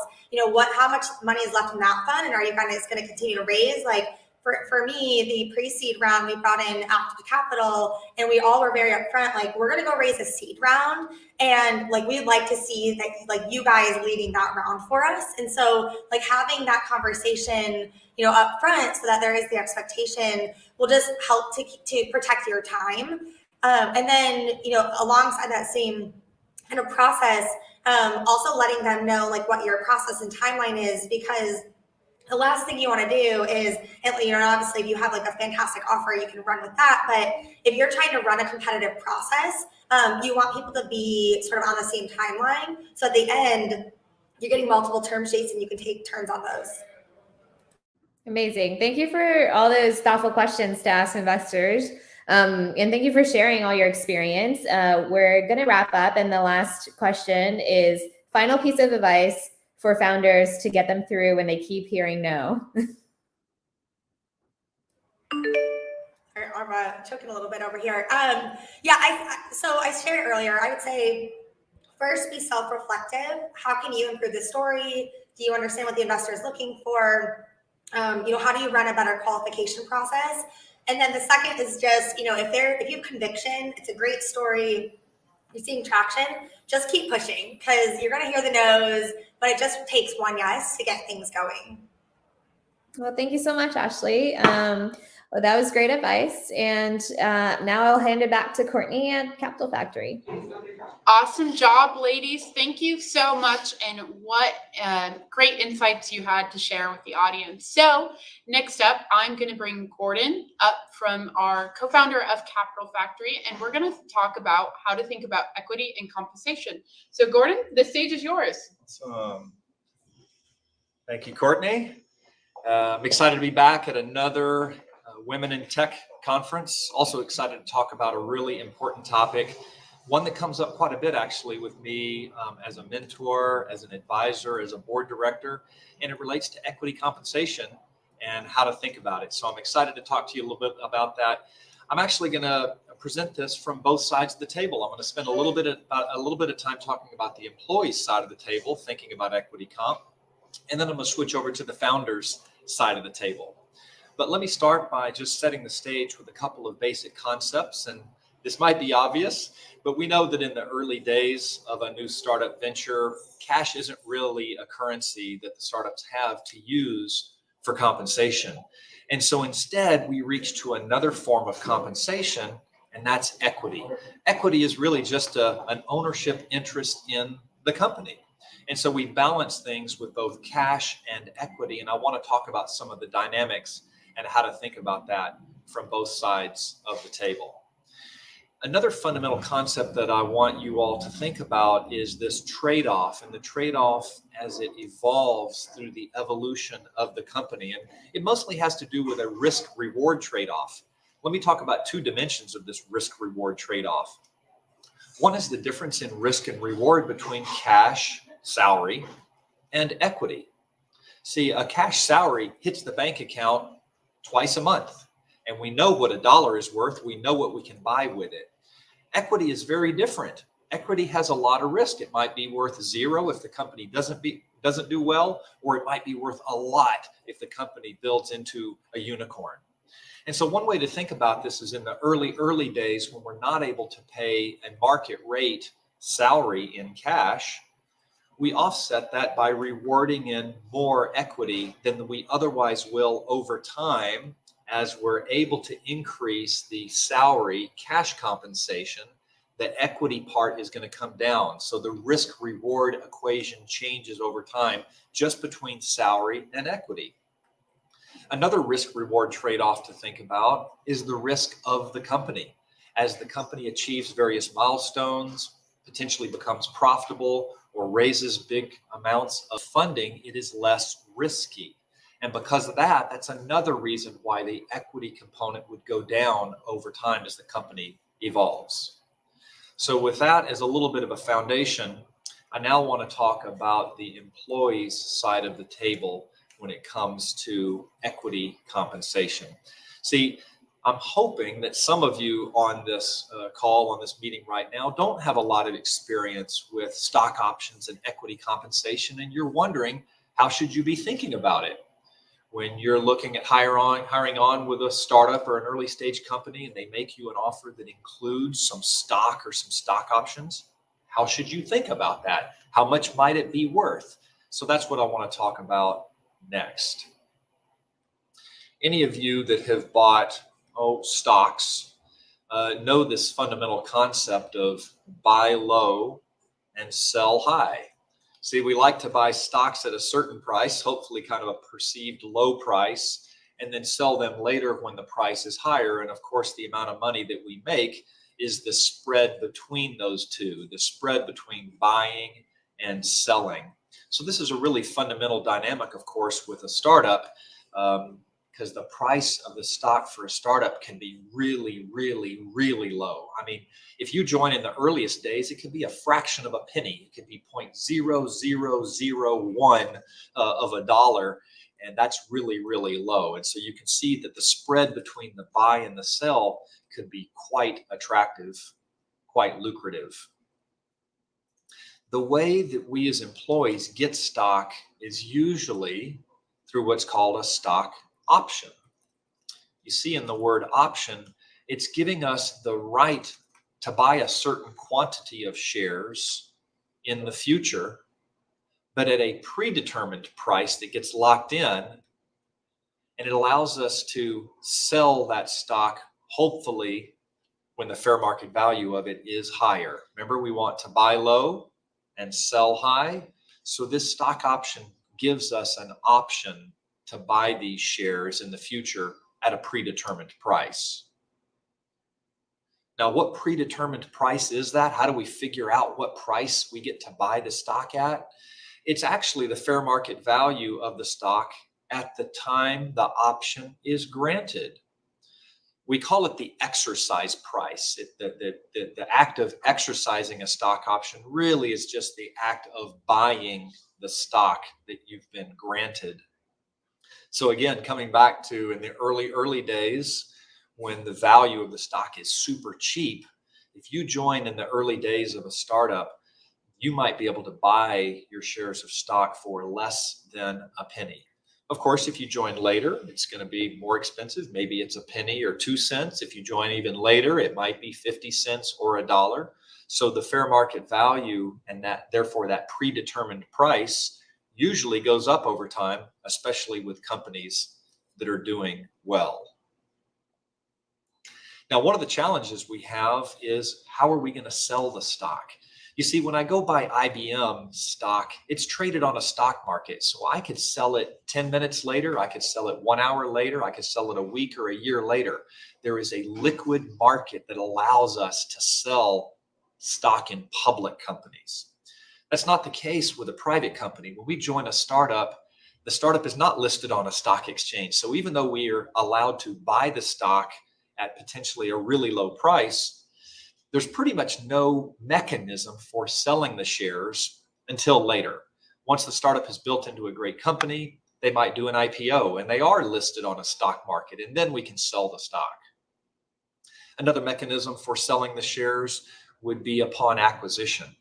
If your startup is acquired by a big company, that big company is going to pay to buy all of your company's stock. So they're going to buy your stock. So those are the most common mechanisms for selling the shares: going IPO or being acquired. There are some exceptions that along the way, as you've raised more rounds of funding and you become a bigger company, there might actually be some private party transactions. But for the most part, it's IPO or acquisition is the way we sell the shares. Now, the cool thing about this is back to the word option. It's a stock option. You don't have to do anything. You're not forced to buy the stock. You might even decide that why would you buy the stock until the fair market value is higher than what your exercise price is. You might even decide why buy the stock until there's actually also a liquid market for selling it.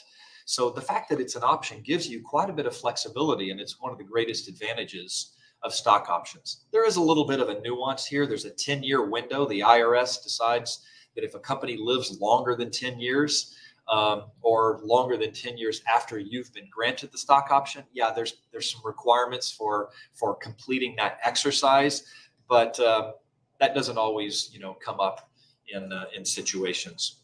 So there's another provision you need to understand as an employee, and that is just because you've been granted a block of stock options, let's say 100,000 shares, doesn't mean the very next day you could buy all of them. You see, there's this concept of vesting.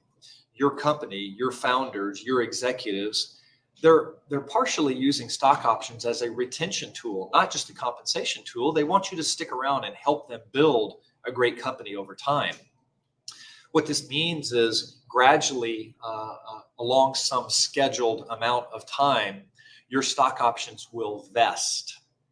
And usually a vesting period is as long as 4 years, but even sometimes 5 years or 6 years in a very early company. And over those 4 to 6 years, your 100,000 shares, using my example, would gradually vest. And if you're halfway through the vesting schedule and you wanted to buy the shares, you could buy half of those 100,000 shares. You could buy 50,000 of the shares. And of course, once you reach the end of the vesting term, if you wanted to, you could buy all of the shares. So you do need to understand the concept of vesting and also the vesting period. How long is it? Another concept you need to understand is dilution. Dilution is really a reduction in the equity ownership that you could have in the company if you bought your stock options. So if, for example, just to use round numbers, the stock options you're granted represent 1% equity in the company, 1% ownership. Well, it's likely that if your company does well, it's going to need to you're going to need to raise rounds of funding. And when you raise rounds of funding, your company sells new shares to those investors. And when that happens, the mathematical equation that determines how much equity you have causes your equity to go down or get diluted. A broad rule of thumb that I use is each real round of funding will dilute around 30%. Of course, it can vary greatly. It could be 15%, it could be 50%. But if I'm looking into a crystal ball and thinking out into the future, I generally assume that each round of funding would dilute about 30%. So my 1% equity at the beginning after the first real round of funding might be 0.7% equity. After the next round of funding would be roughly 0.5% equity. That's that dilution. But hey, if we build a great company that's worth billions of dollars, I would gladly have a very small percentage of equity in a company worth billions of dollars. We can make a lot of money. So speaking of making money, as an employee, how much are your stock options going to be worth, and how do you think about that? Well, as you can probably tell already, if you didn't already know, it really depends on how much your stock is worth in the future, the company's stock. It really depends on building a great company with a high valuation. And so let me give you an example and just a way to think about it. Let's say that your company exits, maybe it's acquired for $2 per share, and the exercise price for your shares is 2 cents per share. Well, essentially, your buy versus sell transaction will leave you with $1.98 per share of profit. So you can multiply that by the 10,000 shares or 50,000 shares or 100,000 shares that you were granted, and that's how much profit you would make. If instead your company does an IPO at a $10 price per share, your exercise price could be even higher, $1.50, and you'll still make $8.50 in profit. So that's one way to think about it. So another way to think about it, what if you knew how much equity percentage ownership you had in the company as a result of the stock options you've been granted, assuming that you go ahead and buy them? If you knew your equity percentage, you could model this out and simulate it in a different way. Let's say that you were granted 0.25%, 0.25% equity in your company today. Well, let's say that you get diluted 30% from a Series A, another 30% from a Series B, and another 30% from a Series C. At the end of all that, you would end up with a little less than 0.1% equity, 0.086%. Well, we can take that and multiply it by a hypothetical $250 million exit, and your equity would be worth $214,000 on a gross basis. I say gross because we need to subtract the cost to exercise the stock, but hey, that sounds like a pretty good outcome, and that's just one example. All right, I hope that's helpful for those of you that are out there that are employees receiving these stock options and how to think about what they might be worth. Now let me flip over to the other side of the table and speak to you founders that are trying to decide how much equity should you grant, what kind of standards, how to think about all of this from your side of the table. The first thing I want to go back to is in an earlier slide when I was setting the foundation, I referred to a market rate salary. Well, what is market rate salary anyway? Usually when I talk about market rate and benchmarking against other companies to figure out how much salary and cash compensation to pay, I'm not thinking about Fortune 500s. So let me tell you what I am thinking about. And I want to start with this concept of a particular role that in a $10 million revenue company might typically pay $80,000 salary. That exact same role at a $200 million company might pay $120,000. And in a Fortune 500, it might pay $160,000. So the first thing that I often suggest is to benchmark more around that hypothetical $10 million company. It gives you a better benchmark for an evolution of your company that's not terribly far into the distant future, as opposed to benchmarking against Fortune 500s. And as a founder, you might think about what your strategy is for compensating salary as a benchmark against a $10 million company. For example, as a seed stage company, you might decide to pay 60% of the market rate. But after you raise a Series A, you might bump that up to a higher percent. So you might have part of your strategy relating to cash compensation expressed as a percentage of the market rate of a $10 million company. And of course, you could increase that percentage over time as the company evolves, becomes less risky, becomes profitable, etc. Now, you probably already know this if you've set up your corporation and you've set up a stock option pool, but for those of you that haven't, the way this works is you set aside a certain quantity of stock that's in what we call a pool. It's really reserved for issuing to companies in the future as they join your company. And you're going to pull shares out of the option pool and grant them to a given employee. I often get asked a question, well, how big should my stock option pool be? Well, the real answer is it depends. And it usually depends on what your hiring plan looks like over the next maybe 12 to 18 months or so. But if you had to pin me down and say, well, I get that, Gordon, but what do you typically see for kind of a seed stage or Series A stage company? Well, I'd say 10 to 20% of the fully diluted shares on the cap table would be in an option pool. Again, it depends. It's just if you show me your cap table and you're in the early days and I see something between 10 to 20%, it just kind of looks like a lot of other cap tables that I see. There could totally be reasons why it should be 5% or that it should be 40%. Very broad rule of thumb and a way to think about it. The other thing I always recommend to founders is to establish some guidelines in the really early days regarding how much equity are you going to give to employees at different levels or different roles. This is for a couple of reasons. One is just basic fairness. You know, employees do talk. So if you give an employee at a particular level 0.5% equity, and then a month later you hire another employee in that same role or basically that same level, and you give them 0.25% equity, well, what happens if they talk? The one that got 0.25% equity, aren't they going to come ask you, hey, what's going on? So it seems reasonable to set some guidelines in place to ensure that there's a greater degree of fairness. The other thing it can help you with is your negotiations during hiring. You see, at the time of issuing an offer letter, that's the best time for an employee to try and negotiate the offer. And they're going to try and negotiate the salary, and they'll try and negotiate the equity. Of course, you know, most prospective employees do that.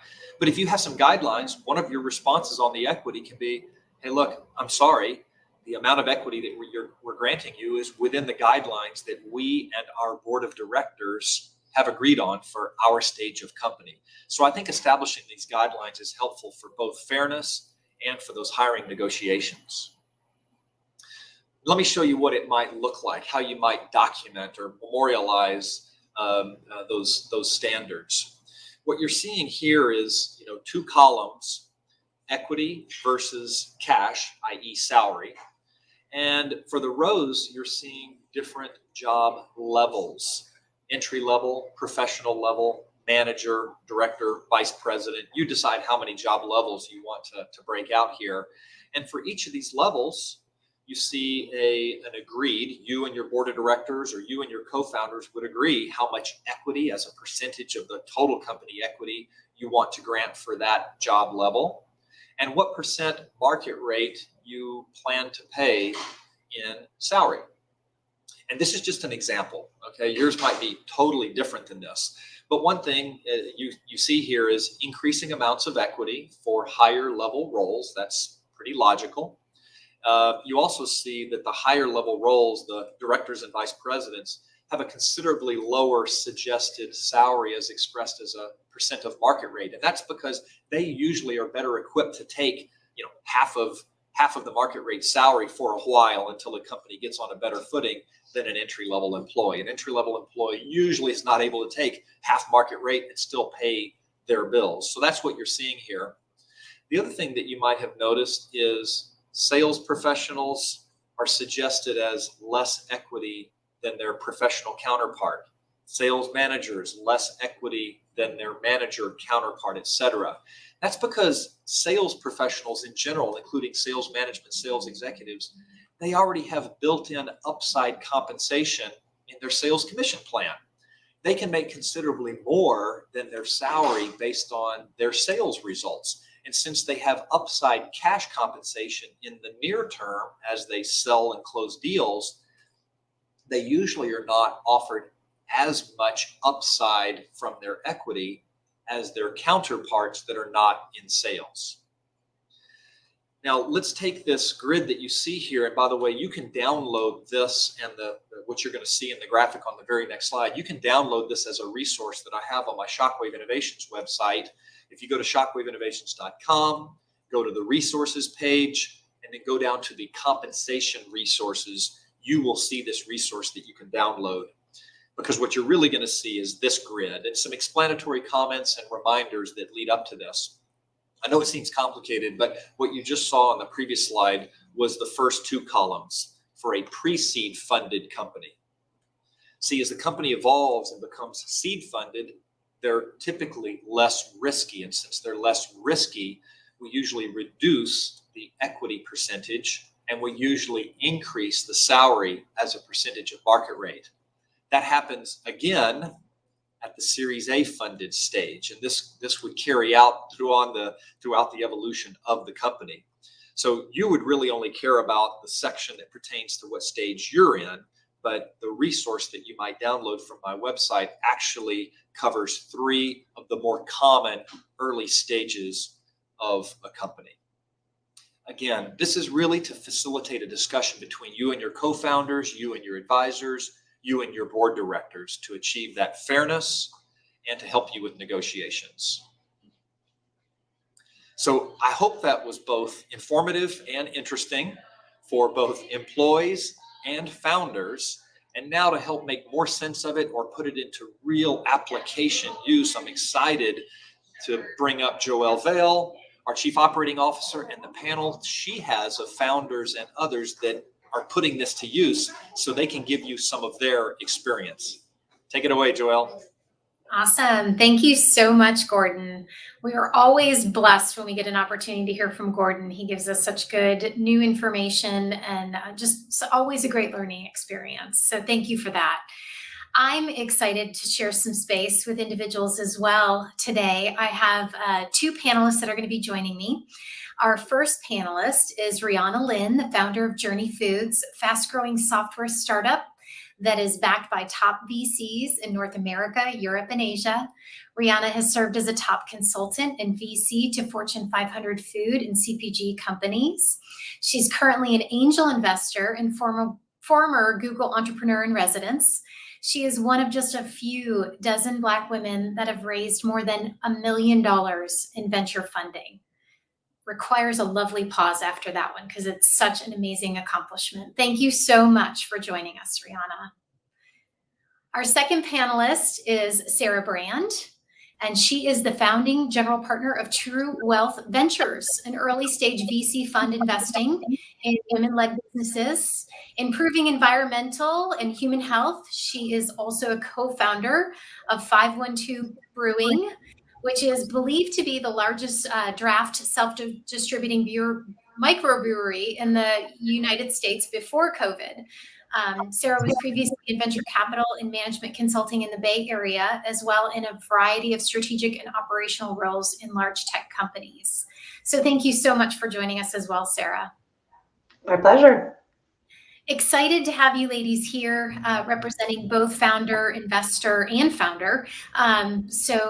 You know, after we hear Gordon's education and the opportunity to learn more about, you know, the importance of equity for women employees, for women founders, understanding the way that it's structured, you know, understanding that it is something with a lot that's going on right now in the world allows, you know, female founders and female employees to be really dialed in at a different level.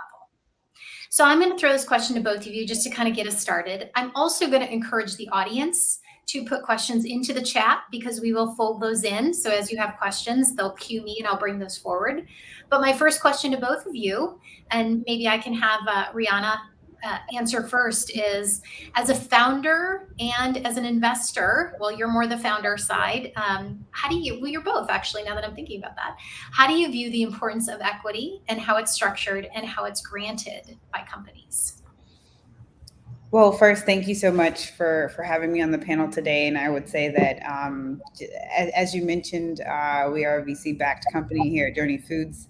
Capital Factory is one of our investors. I definitely want to put that out there as we're in Austin based and proud to be here. You know, I always think about the word access, and we've seen it time and time again with playbooks that have worked in Silicon Valley and now spreading throughout the country and beyond. For me, nothing is better than having employees that have buy-in and have access to the ability to help the company grow to newer milestones, whether that's an exit or IPO.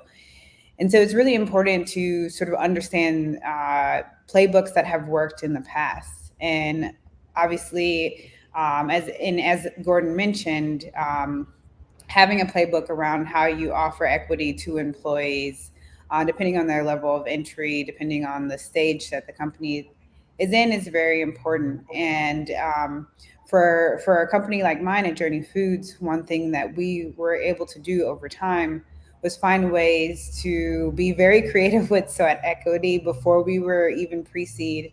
And now as, you know, pretty much the emerging Series A company, it's been great to have employees that want to build into the future. But what's really important that I want to mention here is that we're talking about diversity and equity.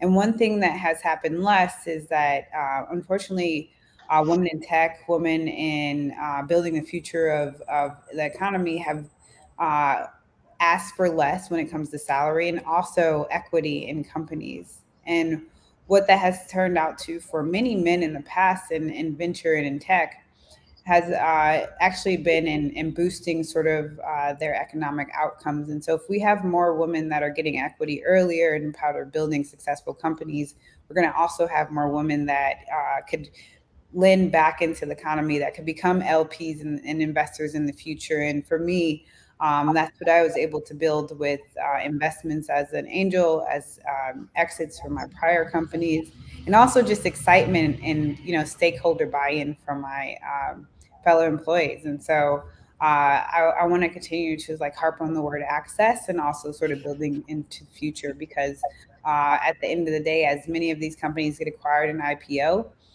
just like some of our early investors, we have, folks that are 25, 30, and most recently an 18-year-old investor in Journey Foods. And I love those opportunities. So I'm happy to have this conversation. I love it. Yes. And I'm in agreement with you. And that buy-in is so critical. Sarah, your thoughts? So I come at it from an investor's perspective as a venture capital investor. And when I look at the importance that the startup ecosystem plays in the economy, it's massive in terms of both job creation, but also wealth creation. I think it's like VC dollars are 0.2% of the GDP, but the revenue coming from VC-backed companies is 21%. It's over 20%. So it really punches above its own weight, or whatever the right metaphor is. And so when you look at who's making the wealth, it's on equity value versus salary. Salary is like debt versus equity. It's just you really get massive wealth creation from owning equity.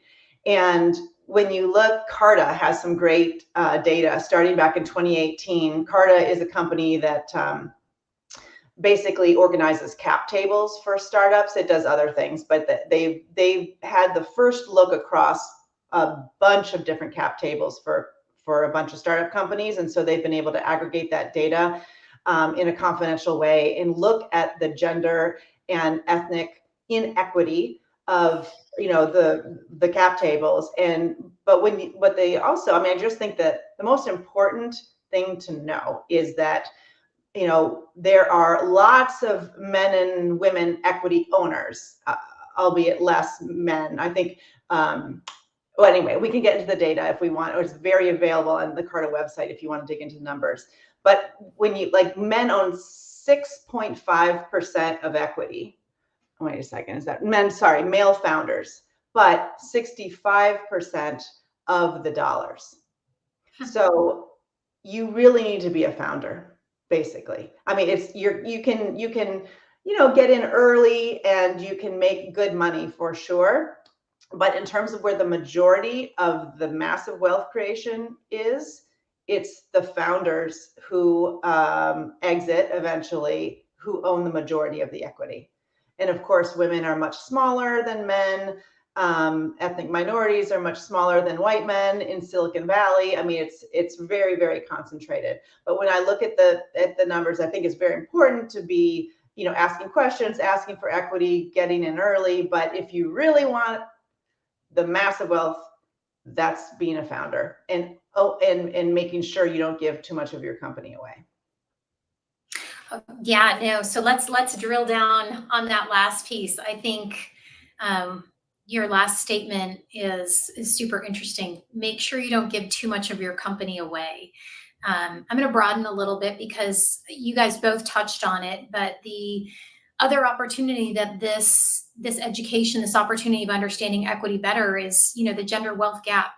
This is part of it. This is closing that gender wealth gap. Even if it's done on normalizing a salary concept across the board, equity is part of total compensation, and the ability to normalize that, understand it, have equalization in it is a critical piece for us to, move forward and make impact.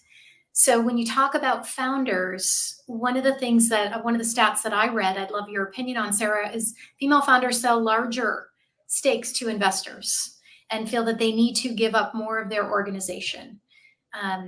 Is there truth to that? Why does that happen? How do we stop that? Maybe expand on that a little bit. I wish I knew the answer of how do we stop that. And you know, that is the data for venture capital backed companies. And so I think that's true. When you look at, you know, just the average, if you look at the data, women raise 45% less capital than their male, you know, founder counterparts, yet they see 2.5x greater returns. So when you look at average seed deals in this country, they're $3.5 million right now, but women-led seed deals are $1.5 million. So they're raising less capital, but they're getting greater returns. So that's fine, you know, if they're not giving away too much. It's all scaled down. It's actually a better investment opportunity. They're not raising as much, but they're, you know, more capital efficient and getting a better, you know, multiple on that money. Sure. But 2% of VC. Oh, Rihanna, you want to say something? I mean, yes, lots of data is showing that women are more scrappy or are better at sort of managing funds that come in. But at the same time, we're getting lower valuations unless you have like a rock star team, rock star background. You know, maybe you're doing something with artificial intelligence or you're in a hot market at that time. So you could be raising $1.5 million, but if you can't pull more than an $8 million valuation, when some valuations are going now to 15, 20 million at seed, then you're still giving up the same amount of equity. And going back to Joelle's point, I think women just have less of a base to argue on, and we sort of walk into rooms with less confidence because we are only raising less than 3% of all venture dollars. And so while returns are great, we're still giving up an additional, 20, 30% per round of equity. And what I don't know is, this data is for venture capital backed companies, but there's so many women are starting businesses 2x the rate of men. So a lot of women are deciding not to even go raise, private equity dollars. And I think that's, largely because of this dynamic. And so what I would love to know, but I don't have the data because nobody, Carta or whatever doesn't track it, is how many women are having to bootstrap their companies and get grants and loans, but they're owning closer to 100% instead of giving that away. And I'm hoping that's the case because, the venture capital ecosystem is completely broken in terms of, diversity and parity, and, it's not fair at all. And, how to fix that, I have my own opinions, but that's almost a whole different, hour-long discussion. I think that just as kind of Rihanna was saying, being very aware of what's fair to give away, and just holding to, you're not going to raise equity unless you can, hit a certain valuation. And then being very cognizant of what is your path to exit, because you really have to back into it of, where are you going to exit? Are you going to go IPO? Probably not. Not many companies IPO. You're probably going to get acquired. And then where do most companies get acquired? The last numbers from Pitchbook actually said $73 million is the average acquisition valuation today. That's not what you hear about in the press of these companies, raising Series B and C and D and being the unicorns. A unicorn is a unicorn. It's rare. What normally happens is that smaller exit. So then how do you make sure you're really efficiently raising money, not too much money, not too many rounds, to get to that most likely successful outcome, so you can still get a great return to any investors you take on. Make sure you're aligned with those investors, that that's what you're trying to do, and that you own enough of the company for those follow-on rounds that you anticipate, that you're still going to be motivated, and your investors should be thinking that as well. They need to know that you're going to have enough skin in the game and have enough ownership. Otherwise, it's not investable because your executives aren't going to stick around. So yeah, I think it's interesting timing right now. As we have like pretty oversubscribed interests, and we always go back to the fact that like we do a lot of science, at Journey Foods. Like, and in supply chains are also hot right now. So we have a lot of opportunities to bring in grants, obviously revenue as well. And so there's sort of the diversified interest in how you fund and accelerate a company. But at the same time, there is only news on people that are like raising big rounds. And you sort of get pushed into this corner of like, am I successful if I'm not bringing in, a 8-figure Series A or 3 million plus seed? And so we have to continue to like share stories of how you can like build a $73 million company maybe on a few $1 million of raise and not $15 million. But it's very interesting time is like the market's sort of with a lot of venture dollars, and especially if you're going into like Web3 crypto things, people are throwing millions of dollars at you. A couple things you guys are bringing up, and they're themes that I'm hearing, right? And I don't think any of these themes are new.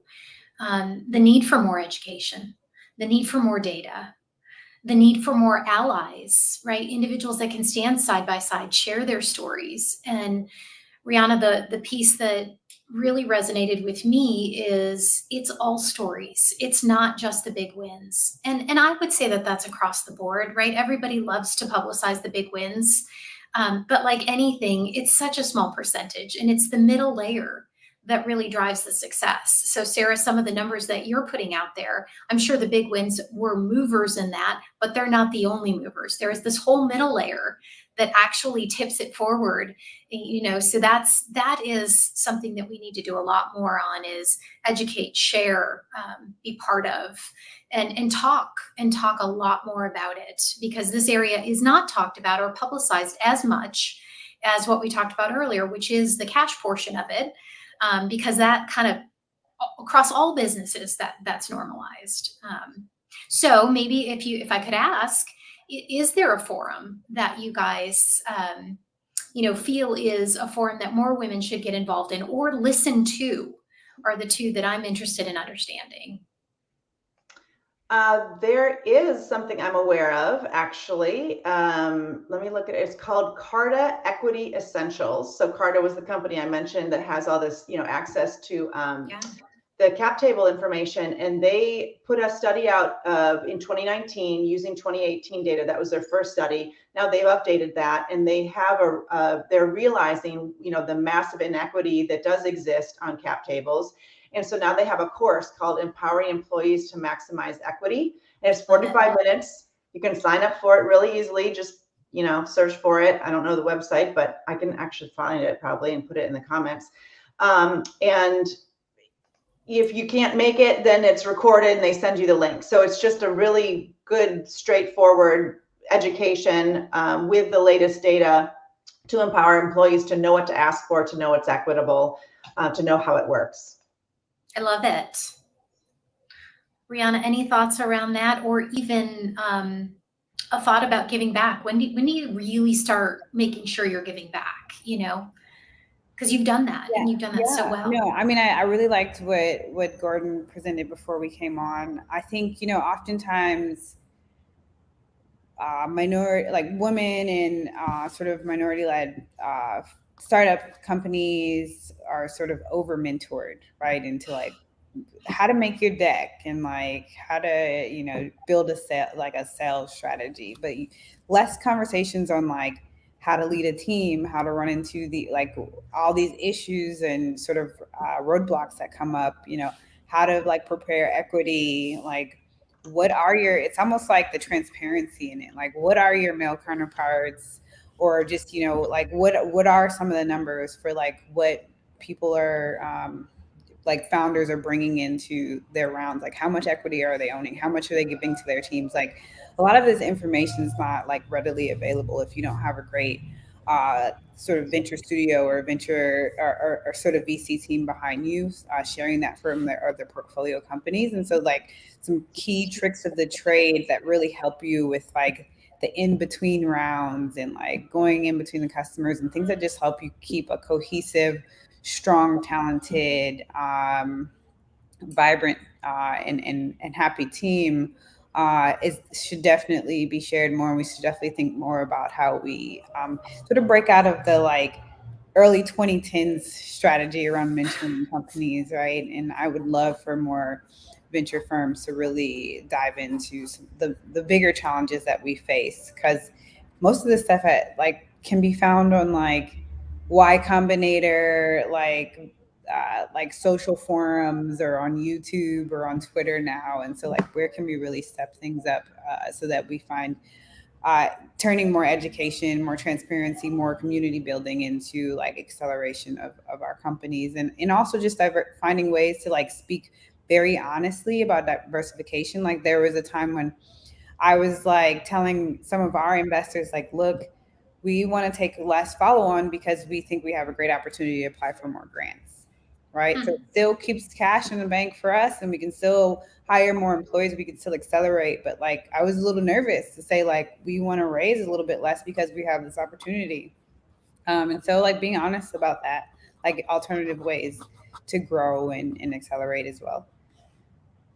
No, I love that. I think one of the things, Gordon mentions this a lot at Capital Factory, which is this concept of the enemy of the startup sometimes is time, right? It's not lack of money. It's not a lack of employee. It's not lack of customer. It's truly the real concern is this concept of time. And I think that what you guys are pulling forward is stop. Invest some time in understanding all the different avenues available for women.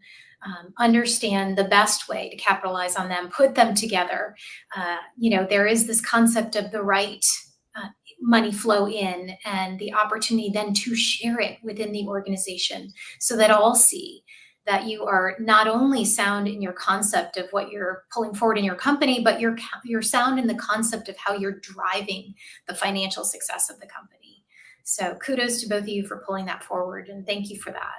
All right, we have a couple minutes, so I'm just to do quick questions. Quick questions. If somebody is hesitating on offering equity or, best way to utilize equity, any words of quick advice about how to implement it, why to implement it, and to who to make sure you implement it? Ooh, I would go back to that table that Gordon showed, one of the last tables of like, depending on where you are and what the level is, and also back to Carta, I keep referring back, they have a table, which is like a total comp package. So you can look at the mix of equity and salary to make sure you're at market for whatever level you're hiring for. So it's actually a really good tool to be able to show your employees to say, here's how I calculated it, and it is market or whatever, or vice versa for the employee to educate themselves. Love it. Rihanna? Yeah, no, I would say those tables are great. I'll probably just drop it in Slack and make sure everyone feels good about what we've offered recently. So yeah, again, back to the transparency. But then for us, one thing that really helped was in our all hands, we had our lawyer just come in to the call and just answer a bunch of questions from the team. And so blogs are great and videos are great, but if people see like your actual counsel or talk to one of your investors, they trust that they can understand more of like what exercising is and their opportunities, and that you're taking it seriously. And so I would schedule some time with the team to bring in some counsel or, a founder that's exited or, team members that have exited, and just have like one-on-ones or just a group chat with them. And that's worked well for us. And I think you're bringing forward a point that is so critical, and you can pull a benefit forward, and that is truly equity is an enormous benefit. But when it's not understood fully, where people can't understand how to embrace it fully, it will be an unutilized asset, and you're trying to use it as a major motivator. So I love bringing in resource. I love consistently searching for resource. And the easier it is that, having that at your fingertips and that ability to transfer it to your employee base, I think is a critical piece. Well, ladies, thank you so much. I've enjoyed sharing some screen time with you and very excited for what both of you are doing and very thankful for both of you. I am going to give you a chance to just say goodbye to everybody. Thank you. Yeah, thank you for the time. Very much. And I will turn it over now. I'm going to pull Courtney back up, and I think she's going to take us on a new journey from here. Hey, Courtney. Wonderful job. Thank you, ladies. Thank you, Joelle. Very, very insightful. So we'll keep the day moving. And next, we are going to bring up Jasmine Brand from Her Texas. Her Texas is the first statewide hub and organization powered by diverse professional women who live, work, and do business in the state of Texas. Her Texas is on mission to help Texas women advance both their personal and professional pursuits. So, Jasmine, we're so excited to have you, and we will pass the mic over to you. Thank you so much. I'm so thrilled to be here with you all. I'm glad that we had a bit of a remix and that this event was able to continue, because I think it's so important for us to hear each other and see each other as much as we can. So the question I have for you all is, can 15 million women change the world? I believe we can. My name is Jasmine, and I'm the founder and CEO of Her Texas. And we're in the States, the first statewide organization created to specifically address the connectivity challenges that women here often face. There are over 15 million women of us here. And I don't know if it's too early to say ass, but Texas is a big ass state. And that size is both an opportunity, but it's also a challenge too. Currently, right now, where you live dictates your pathway towards success. And that's not the way it should be. Her Texas believes that all women should have the ability to prosper and thrive no matter what your zip code is. A little bit about me. I'm an entrepreneur for the last 12 years and based in Dallas, and I've had lots of successes. And as Facebook likes to remind me, I've also had lots of failures. But the one constant is that I have been blessed with an amazing community and network of men and women along my journey as a working woman here in Texas. I've also been blessed to have access to resources. I've been invited to sit at many tables, and many doors have been open for me. And I'm fully aware that not all women here in the state of Texas have had access to that. And that's something that needs to change. Her Texas is a community-driven organization, but we like to think of ourselves as the new Texas, which basically means we're a female-focused ecosystem. And we believe that the legacy of the state is built on the women that live here, that in order for the state to succeed, in order for the women to succeed in the state, women must be successful. And how do we do that? 3 actually basic ways. We want to increase community, collaboration, and communication. Now, this is not to say that there aren't already organizations and incredible people doing this in the state. We know that that's happening. But we need so much more now. And we really want to serve as an engine for the organizations and the people that are championing women here as well. We also know that representation tends to be a challenge here in the state as well. And so we really want to reflect the women that you don't often hear from, the faces you don't often get to see. Most importantly, and Texas has been in the news for so many different things. And I see so many comments from women either from here or just moved here. We want you to know you're not alone, that Her Texas, yes, we're an organization. We're also a platform that creates content and we put on events. But most importantly, you now have a point of reference, a navigation point, that you're not alone, that there's a sisterhood of women that have your back. Community is an interesting thing. Community is important for all of us. But it's our belief, because of the challenges that we face here, we need more than just a community. We need a revolution of ideas, of vision, and of sisterhood. And that's what we're excited about. So I don't have a lot of time to tell you. I'd love for us all to stay connected. You can go to hertexas.co to learn more. You can also find me on all the social channels. Would love to connect with you too. Our big mission, and it is a huge mission with so many women here. It's where do you start? And this has been the journey since we started in 2019 when the idea came to be. Our big mission for 2022 is to focus on my personal tribe of female founders. We build really epic, is it too early to say the SHIT word? We build really epic here. And I firmly believe that we've got incredible women building awesome stuff here, but we need so much more here. And so our big initiative for 2022 is the Texas Founders Club. We have not actually promoted this. We said it once on our social channels and already have over 300 women that have signed up on our wait list. We want to take a holistic approach to what it means to build businesses here in the state. I personally have had my own bouts with depression, my own challenges with anxiety, and I know I'm not alone. Mo money, mo problems. And so we want women to not only build incredible companies here, but we want to know that they have a support and they've got resources here too. So how can you get plugged in? Well, we host a monthly event called Network the State. Our big mission is to help women navigate, and we bring women from around the state virtually. This is when virtual events actually are really, really good. And so you could meet someone in Amarillo or a woman in Austin. We hosted on the second Monday of every month. We've got our final one on December 13th. So we'd love for you to join us. We'd love for you to get plugged in. Our big initiative for female founders is going to take a community of support. We'd love, if you're a company or organization, we'd love to have you get plugged in. If you're a woman in the state and you're hearing this,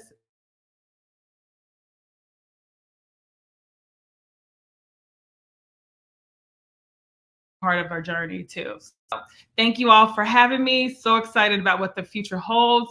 Texas, we've got lots of challenges, but we've got amazing opportunities here, and I'm excited about what the future holds. So we'd love for you to join us on this movement. Thanks so much. Jasmine, that was awesome. Thank you so much for sharing more about Her Texas with us. And I love your energy. So for all the folks in the chat, we are going to drop the link so that you can learn more about Her Texas and join in on some of those events that Jasmine shared with us. So we're moving right along, and we are going to bring up our next panelist. So we are actually going to do an entrepreneurial spotlight feature on Dr. Lindsay Harper. She is the founder and CEO of Rosie. So Sam, let's bring up that spotlight.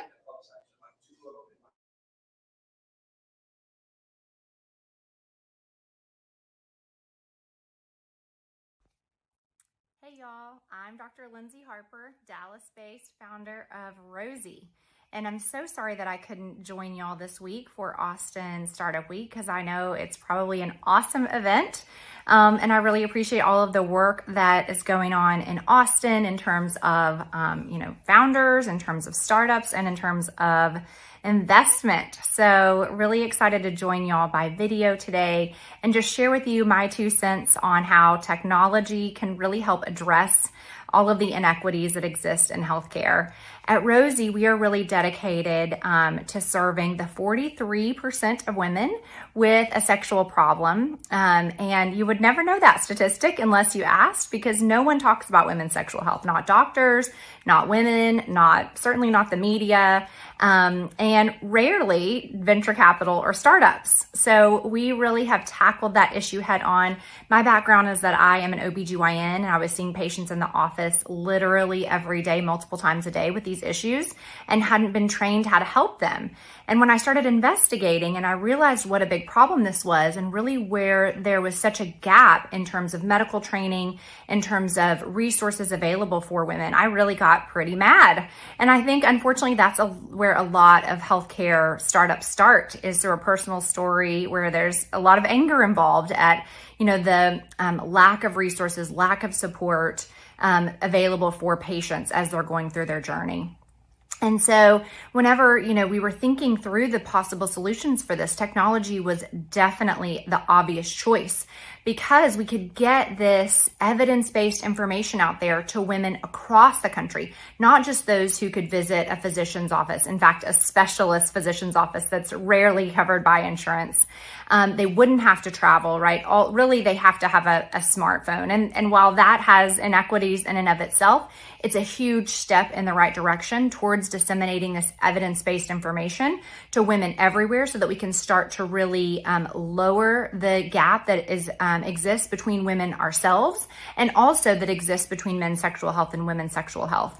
So that's a little bit of the work we do every day, along with training physicians, residents, medical students, along with talking to investors and the media about the importance of women's sexual health and how it has an effect on all of our lives, not just in the bedroom, quote unquote, but on actually the health, the physical health, the mental health of women, the physical health, the mental health of their partners, and then the health of the family and of the employers of these women who are suffering oftentimes in shame and and silence and embarrassment without access to these evidence-based interventions.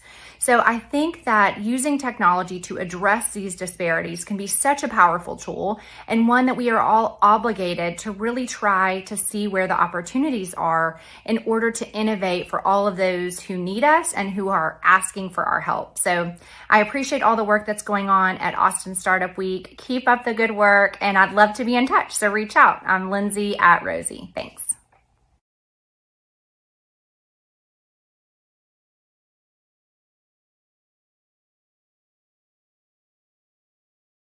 Awesome. We are big fans of Lindsay and team and all that they're doing at Rosie. So definitely check them out.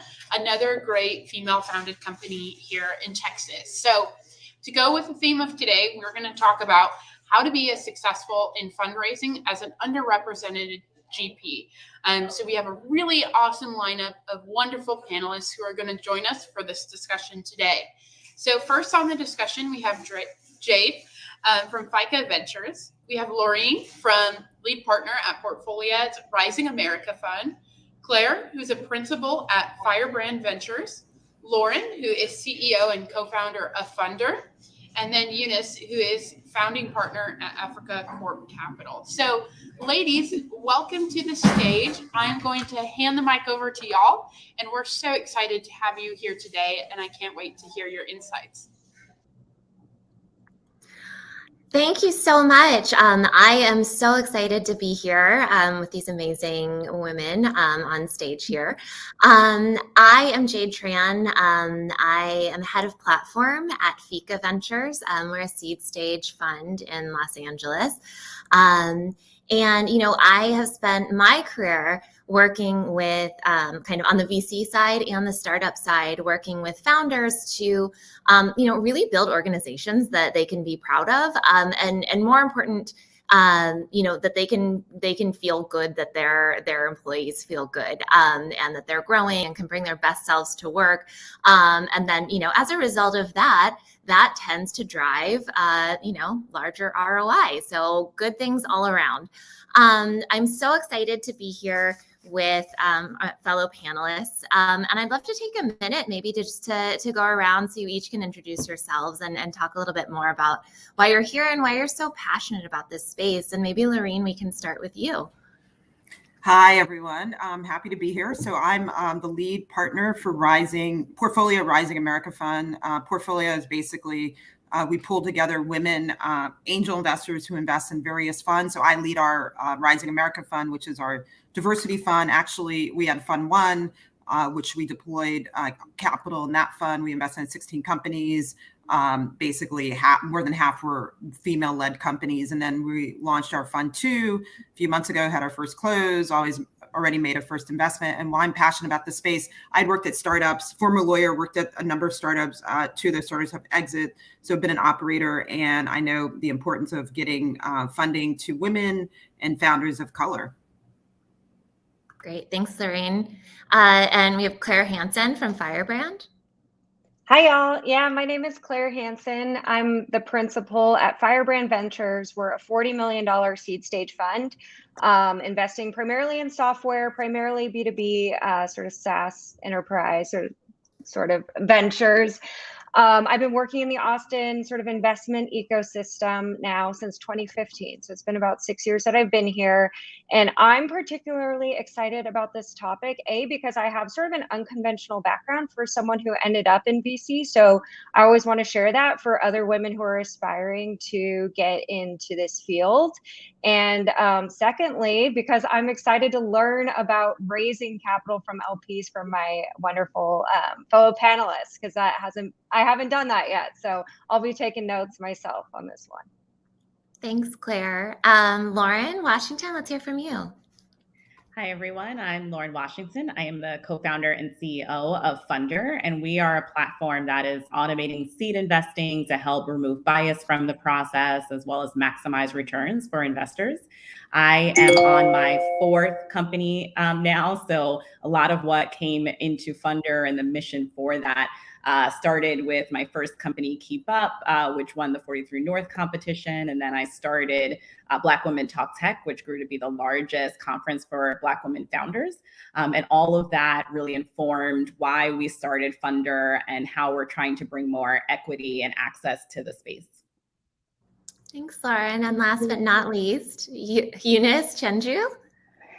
Yeah, hi everybody. My name is Eunice Chenju, and I am the founding partner of Ajim Capital.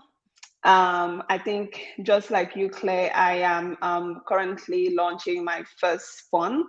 The reason why I'm super passionate about this particular topic is I'm coming from a founder background. I actually launched 2 tech companies. My first one really failed.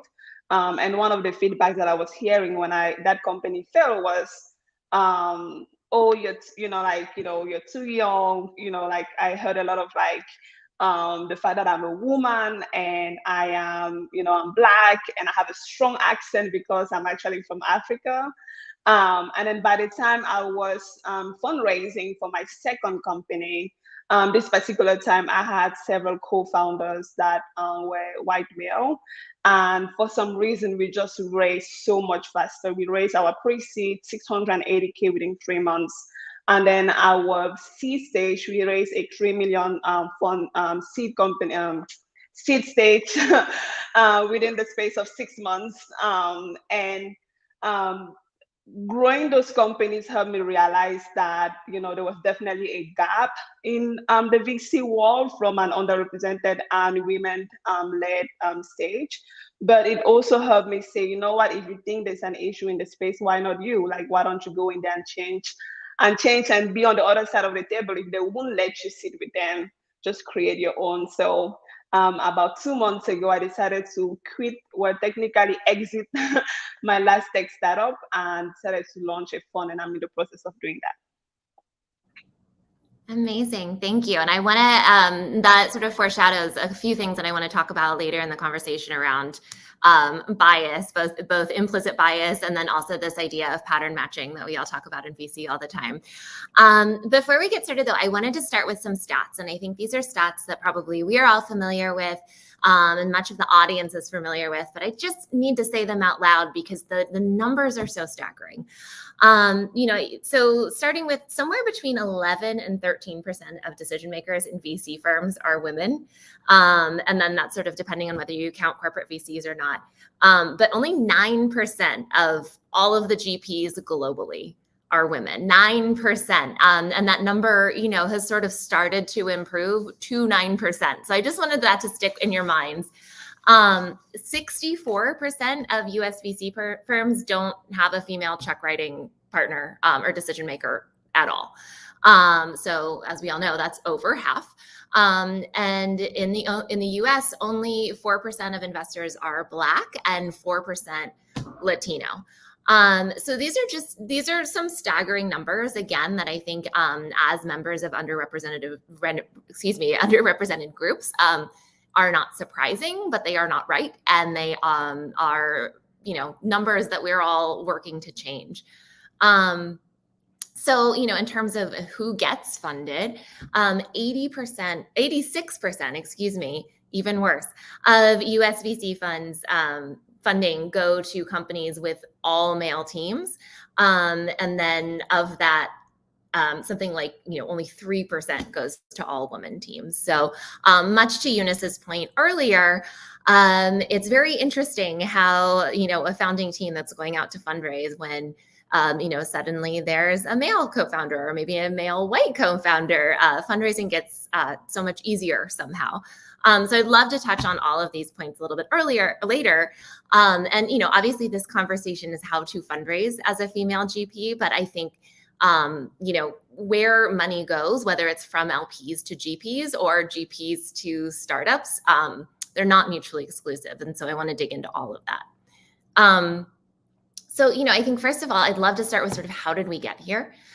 Study after study shows that more diverse teams have more successful outcomes, and that companies with at least one woman on their board also tend to outperform those who don't. Yet, here we are. And when we have this conversation, there are people who will just say, oh, it's a pipeline problem, whether we're talking about founders, whether we're talking about investors, in the whole ecosystem, it's a pipeline problem. And we also know that, perhaps, but there are systemic issues. And so when you hear that phrase, how do you counter that? Lauren, I'd love to start with you. Yeah, I think that phrase always frustrates me because it's absolutely, I think everyone on this call knows it's not a pipeline problem, not on the startup side and not in terms of women looking to get into investment as well. On the startup side, women, and particularly Black women, are the fastest growing demographic who are starting companies. When I first started my first business in 2014, I didn't see anyone who looked like me, right? A lot of this is around who is being promoted as a startup founder or who is being promoted as an investor. Now I see it, but I didn't realize that there were other people out there. And when we started Black Women Talk Tech, we found literally thousands of women who are building these incredible businesses, and they were bringing in millions of dollars in revenue, and they still couldn't get their first checks. And it blew me away. So it's not that there are not women creating companies. It's not that they aren't creating viable, successful businesses. There's obviously something else behind that is stopping and creating barriers for people in this industry. So I'd love to dispel that myth. But first, finally here, that there are a lot of people out here, but there are systemic issues that are keeping them from getting funded or getting into these VC firms. Yeah, and I'd love to talk a little bit more about bias, but and it's so true. We all know it's not a pipeline problem. But anybody else, we all hear it all the time. What do you say? How do you, what do you point to in a way that, maybe people actually will listen to you when they say it's a pipeline problem? I think from my personal experience, from a founder perspective as well as a GP now, is we are so used to being around, I think, our close network, for example. When I was a founder and I was looking for ways to raise money, I realized that most VCs only look at your pitch deck if you were being recommended by somebody else that they already knew. And that was so difficult for somebody like me that, I was new, I'm not an American, and I'm trying to just find, okay, who can I find within my founder community that has a relationship with this particular VC? And it becomes really difficult to get into those networks. And I thought it was difficult as a founder to actually get interest from VCs. But now as a GP, I realize that it's even a bigger game, where, again, I had a conversation with a GP a couple of weeks ago who had raised $40 million for their fund. And when he was telling me, when I was like, hey, how do you raise money? How do you find the investors that will write you those first checks? He said, well, you need to look into your friends and families. And I know so well that I've heard that as a founder, and that didn't work out for me. He mentioned things like, well, when I was raising my first fund, I was just trying to experiment with a $5 million fund, and then ended up raising $40 million. And my dad actually gave me my first check, which was $1 million. And then this really cool friend of mine, wrote me another $500K. And he said, you need just to walk through your network as you're speaking to, your friends and your families, ask them who else. And in my mind, I was like, I can tell you're very genuine the way you're telling me how to fundraise. But I also have to tell you that, my parents don't have $1 million, sitting somewhere to write a check that is a little bit risky. So I particularly think that makes it really hard for women and underrepresented to raise money, whether from a founder perspective as well as a GP perspective. But I do think that social media and just, being able to, publicly talk about your experience has helped, but it hasn't solved the problem. So you just have, I think for us as women and underrepresented founders, and GPs. We just have to figure out how to get into those network, because they are not necessarily trying to get into our own. So we just have to figure out how to get there. That really raises a point, and it was a question from the audience that's come in. And please, if you have any questions, audience members, please type them in the chat. And this audience member asks if there are any advice or tips for minority women who want to be founders, because exactly to your point, there often tends to be a lot of advice of, well, you just got to hustle and ask your friends and family. And exactly to Eunice's point, and so many others, myself included, that is not a very deep well to sort of draw from. And so I'm curious about sort of raising visibility. I think the point of talking on social media, talking in forums like this is so super important. Does anybody else have any other tips or anything that's worked for them in terms of opening doors that weren't necessarily open to them, or sort of maybe looking at other doors that they didn't even think to look through, or that other people haven't tried to walk through? I can jump in. So for my fund, my first fund, I was really intentional. So I started as an angel investor 8 years ago, and then shifted to having a VC fund. So I didn't have a traditional background, like Claire said as well. And so I was really intentional about how I was going to launch a fund, because as difficult it is for, entrepreneurs of color and women as founders to raise money, it's as hard, or probably even more difficult for fund managers who are women of color, who are Black, to raise money. And so I had been a GP, I had been a limited partner LP in various portfolio funds, which are thematic funds, and really love the model. So as an investor, I invest a certain amount of money, and I have access to, or exposure to 8 to 12 companies that the funds invest in. And so the founder, Chris Costello, I said, I want to do this diversity fund. She's like, why don't you do it with us? And so that was really calculated, because, portfolio had a built-in, kind of audience of investors. And so most of our investors are women, affluent women. And they're women of color, they're white women, all kinds of women. But we really are focused on, leveraging women. And just a stat, I know you were talking about stats earlier, by the end of this decade, $30 trillion is going to be controlled by women. There's a massive wealth shift happening in this country. It can be through inheritance, women who are starting companies, having wealth creating events, liquidity events. And so a lot of them want to then fund other women. And what we say is, we're investing in the companies we want to see in the world for return and impact. And, happy to say we have had a number of, not our fund, but portfolio. We had an IPO 2 months ago. We've had 3 exits. We're about to have 2 more IPOs. And these are all companies, not all of them are women-led, but a lot of them are women-led, and all of the fund managers are women.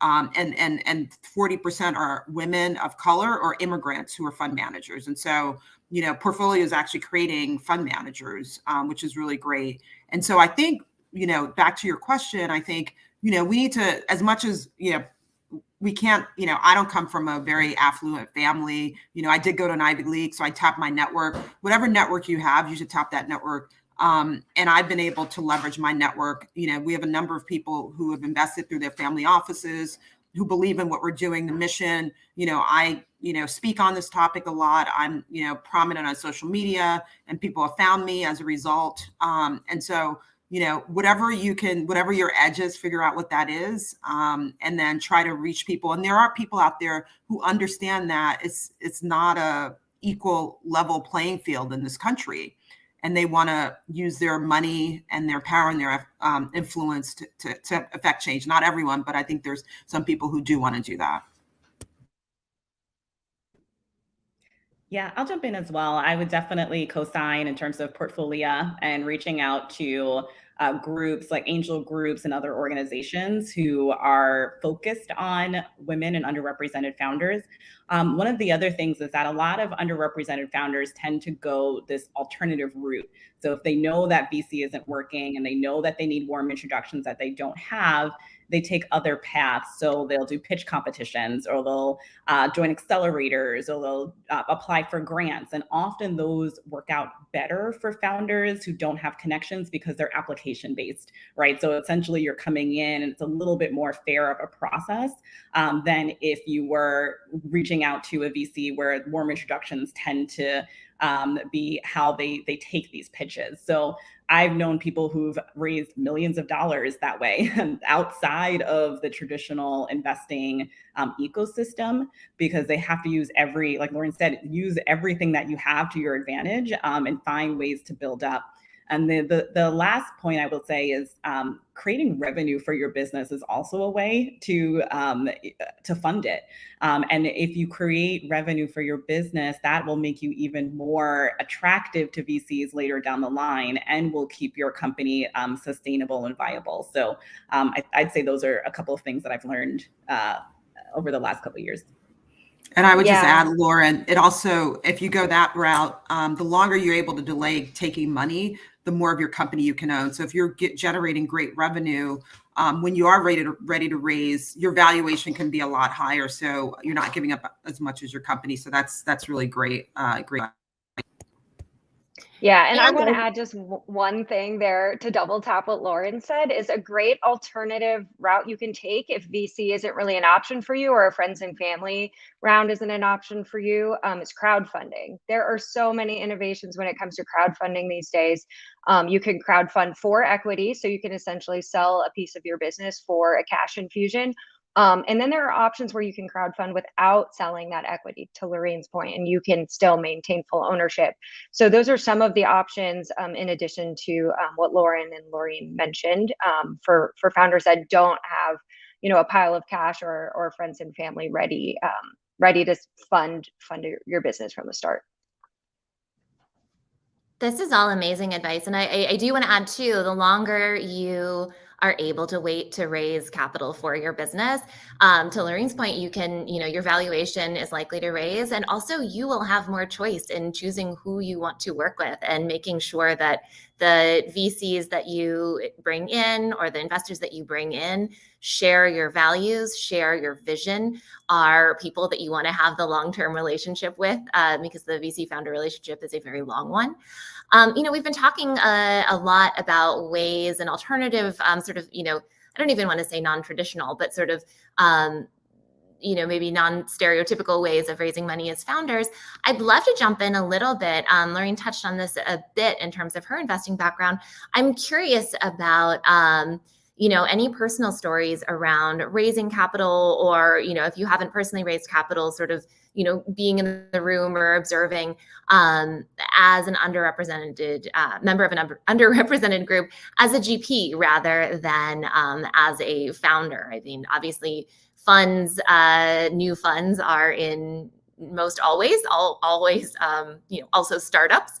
But I'm curious about any personal stories or any experiences or advice around, sort of when you're putting on your GP hat and going out for a raise.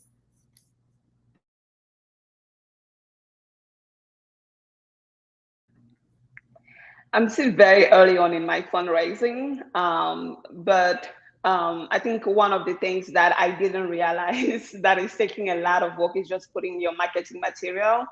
The same way that founders go out there and, like put a pitch deck, put a data room. It's the same thing that investors go out there and do. And I didn't realize how much work that required, just really nailing down, like, what is your investment thesis? What is your fund structure like? What is your track record? I've made some angel investments. I literally started making angel investment this year. So really figuring out, what kind of value have I brought to these founders, and how can I put it in as a track record, and why investors need to believe in me to go and pick, better companies when they do give me money. Are things that I took very leniently, and I'm realizing that it's taking me weeks and weeks to really nail that down. In terms of fundraising, I think it's, at least for my personal case, again, nobody has written a check yet, but I've had a few soft commitments for when I do decide to bring in a fund administrator. It's just, put it out there, right? When I decided to leave my company to launch a fund, that exact first week, I put out a LinkedIn post saying, hey, I decided to exit my company. I'm launching a fund. I am looking for advisors. I'm looking for potential venture partners, and I'm looking for just like a network of other founders that'll be willing to help me out along the way. And I got a little bit of a 70 requests. Those requests are people that eventually said, you know what, I'm interested in investing in your company. Like, this is how much I think I can write down, without even knowing what, what my thesis was. Those people are also some of the people that said, hey, when you start investing in your companies, and maybe they have issues with, fundraising or marketing or software development, right? Like, I am your person. And that's what I've been doing. So I've, like, very similar to like fundraising for a company, I've put my marketing materials together. I start by working on my network like everybody else. Like, these are all the people that I know right now. These are like my previous VC investors. These are just people that I know that are very active, maybe in the startup ecosystem. These are potentially, like rich friends, or just like regular family members that I know that might be capable of writing, a $10,000 or $25,000 check size. And also just looking at all the different active groups that are out there for VCs. I found a lot of emerging managers VC groups, so like women in VCs, Black in VC, emerging VC managers, and I joined every single group that I could find on the internet. I also looked at what are some VC events or LPs events that are out there. A lot of them are very restricted and invite only. So what I do is I go on the speaker list and I see who in the speaker list is most likely to accept my friend request on LinkedIn and actually, recommend me for this particular event. And I think out of maybe like the 20 events that I've put out there, at least 5 people have responded and have been able to add me on those events. And that has been my strategy. Again, it's not perfect, and I'm actually looking to learn from other panelists today. Sorry, that was long. That was some really, really great tactical advice, and I'd love to take it even perhaps a step further for first-time fund managers who, how, and this is actually applicable to founders who are raising from VC and angels also. How do you, I'd love to hear more about how you vet your investors, how you vet LPs, how you vet, the folks that you are ostensibly going to have kind of a longer relationship with. Yeah, I'd love to hear anything that anybody has to share there.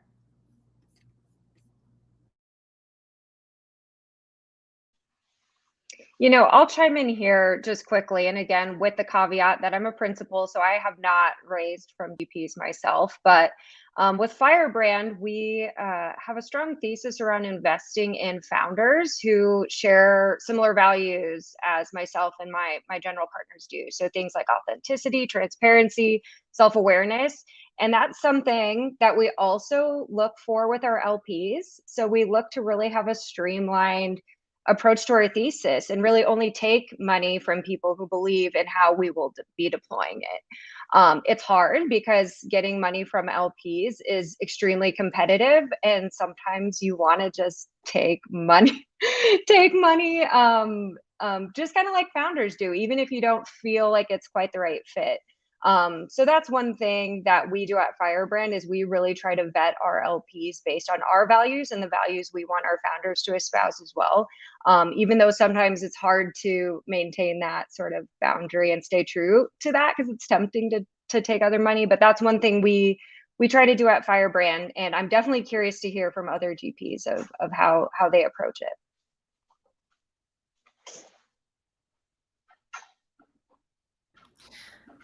Yeah, I mean, I think for us, and for me, for my fund, just spending time with the investors, getting to know them, they know what our thesis is, and just having them align. I mean, really quickly we can figure out if what we're doing aligns, our thesis aligns with what they're interested in.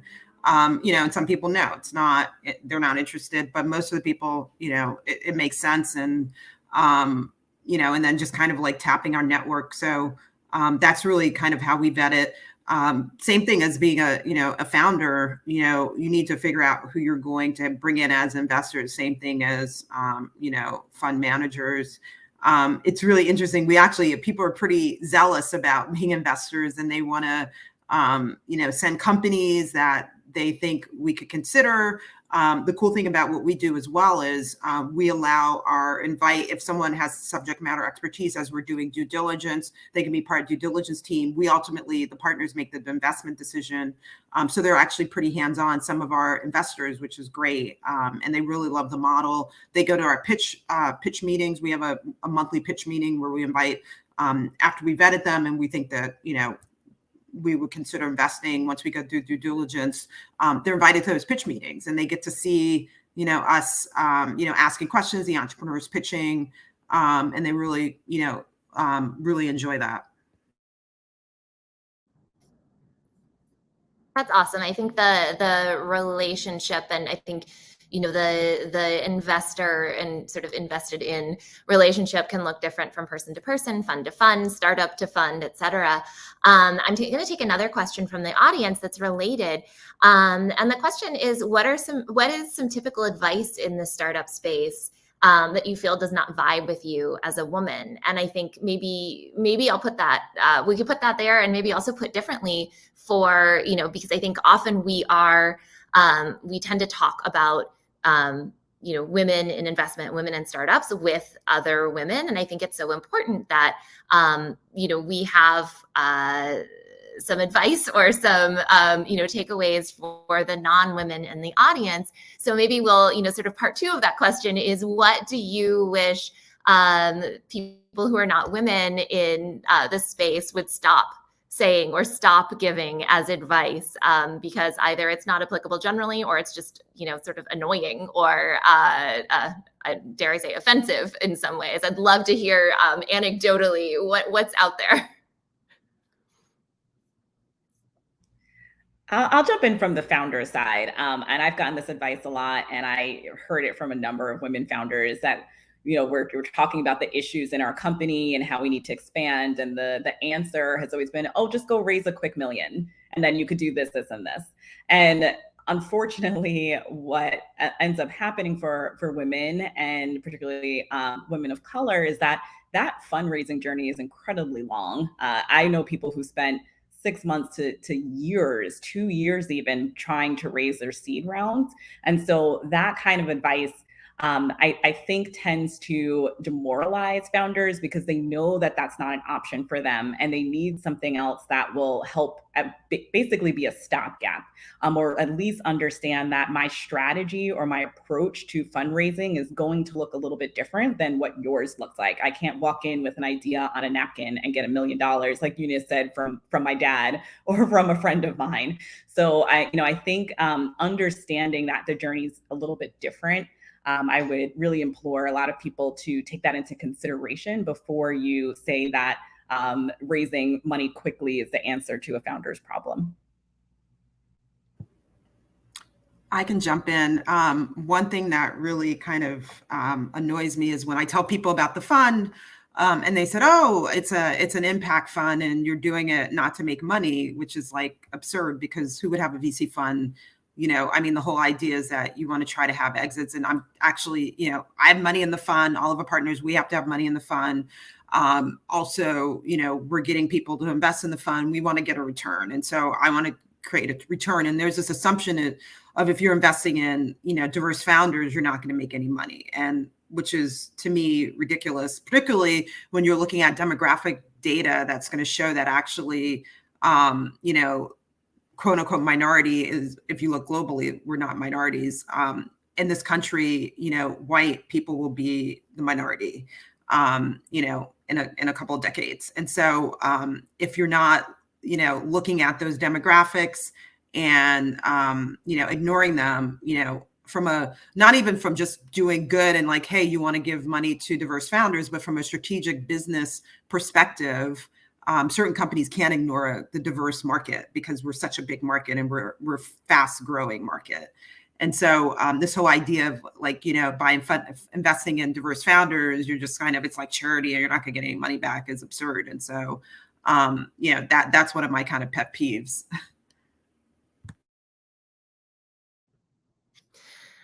Yeah, I appreciate both of those points, and I think one of the things that I also want to kind of touch on is, as Lauren mentioned, as a woman, and then Lauren mentioned as being a Black woman herself, but I think being a person of color, or just recognizing that the title of this panel is raising as an underrepresented GP. And so I think it's a good time to point out that intersectionality exists. And so, we're sort of not, there are layers upon layers of, sort of systemic violence that has resulted in this point where, we have white, cis, straight men as kind of the prevailing hegemon around raising money as GPs. And I'm curious about, where are some other areas that you've seen, perhaps the question that I'm trying to ask is, what do you wish when kind of going back to the sort of like, what do you wish people wouldn't say, or what do you wish people talked about more even, is, as we talk about Black male GPs, Black female GPs, people from Latino backgrounds, neurodivergent GPs, et cetera. Like, what are some of the other areas of diverse, sort of diverse experiences that you wish we talked about more? And maybe how can we bring some more talented people to light?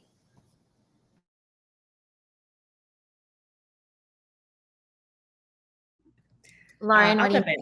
think? Yeah.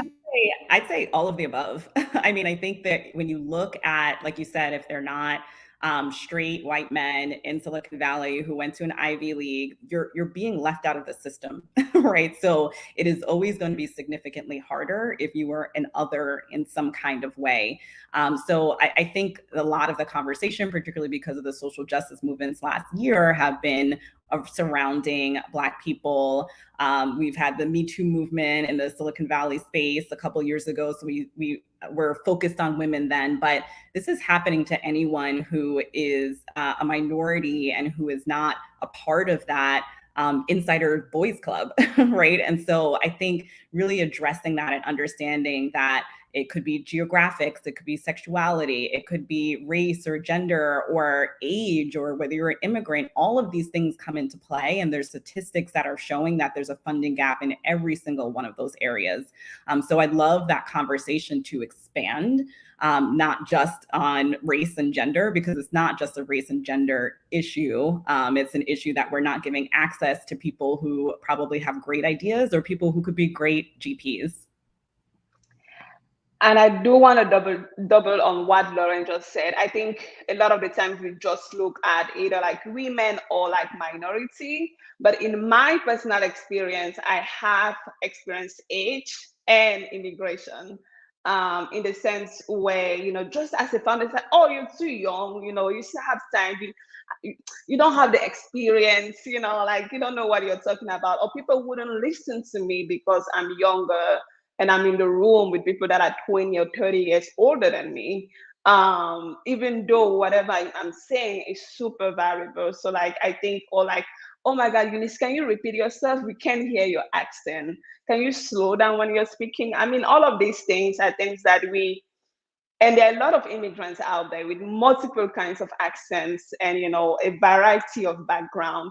And a lot of the times we only, like we speak a lot about just like women or like underrepresented, but there are also other things that I don't even know if I'll put that in the diversity aspect, like age and, immigration and all of this stuff that also impacts a lot of our ability to fundraise, whether it being from a founder perspective or from a GP perspective.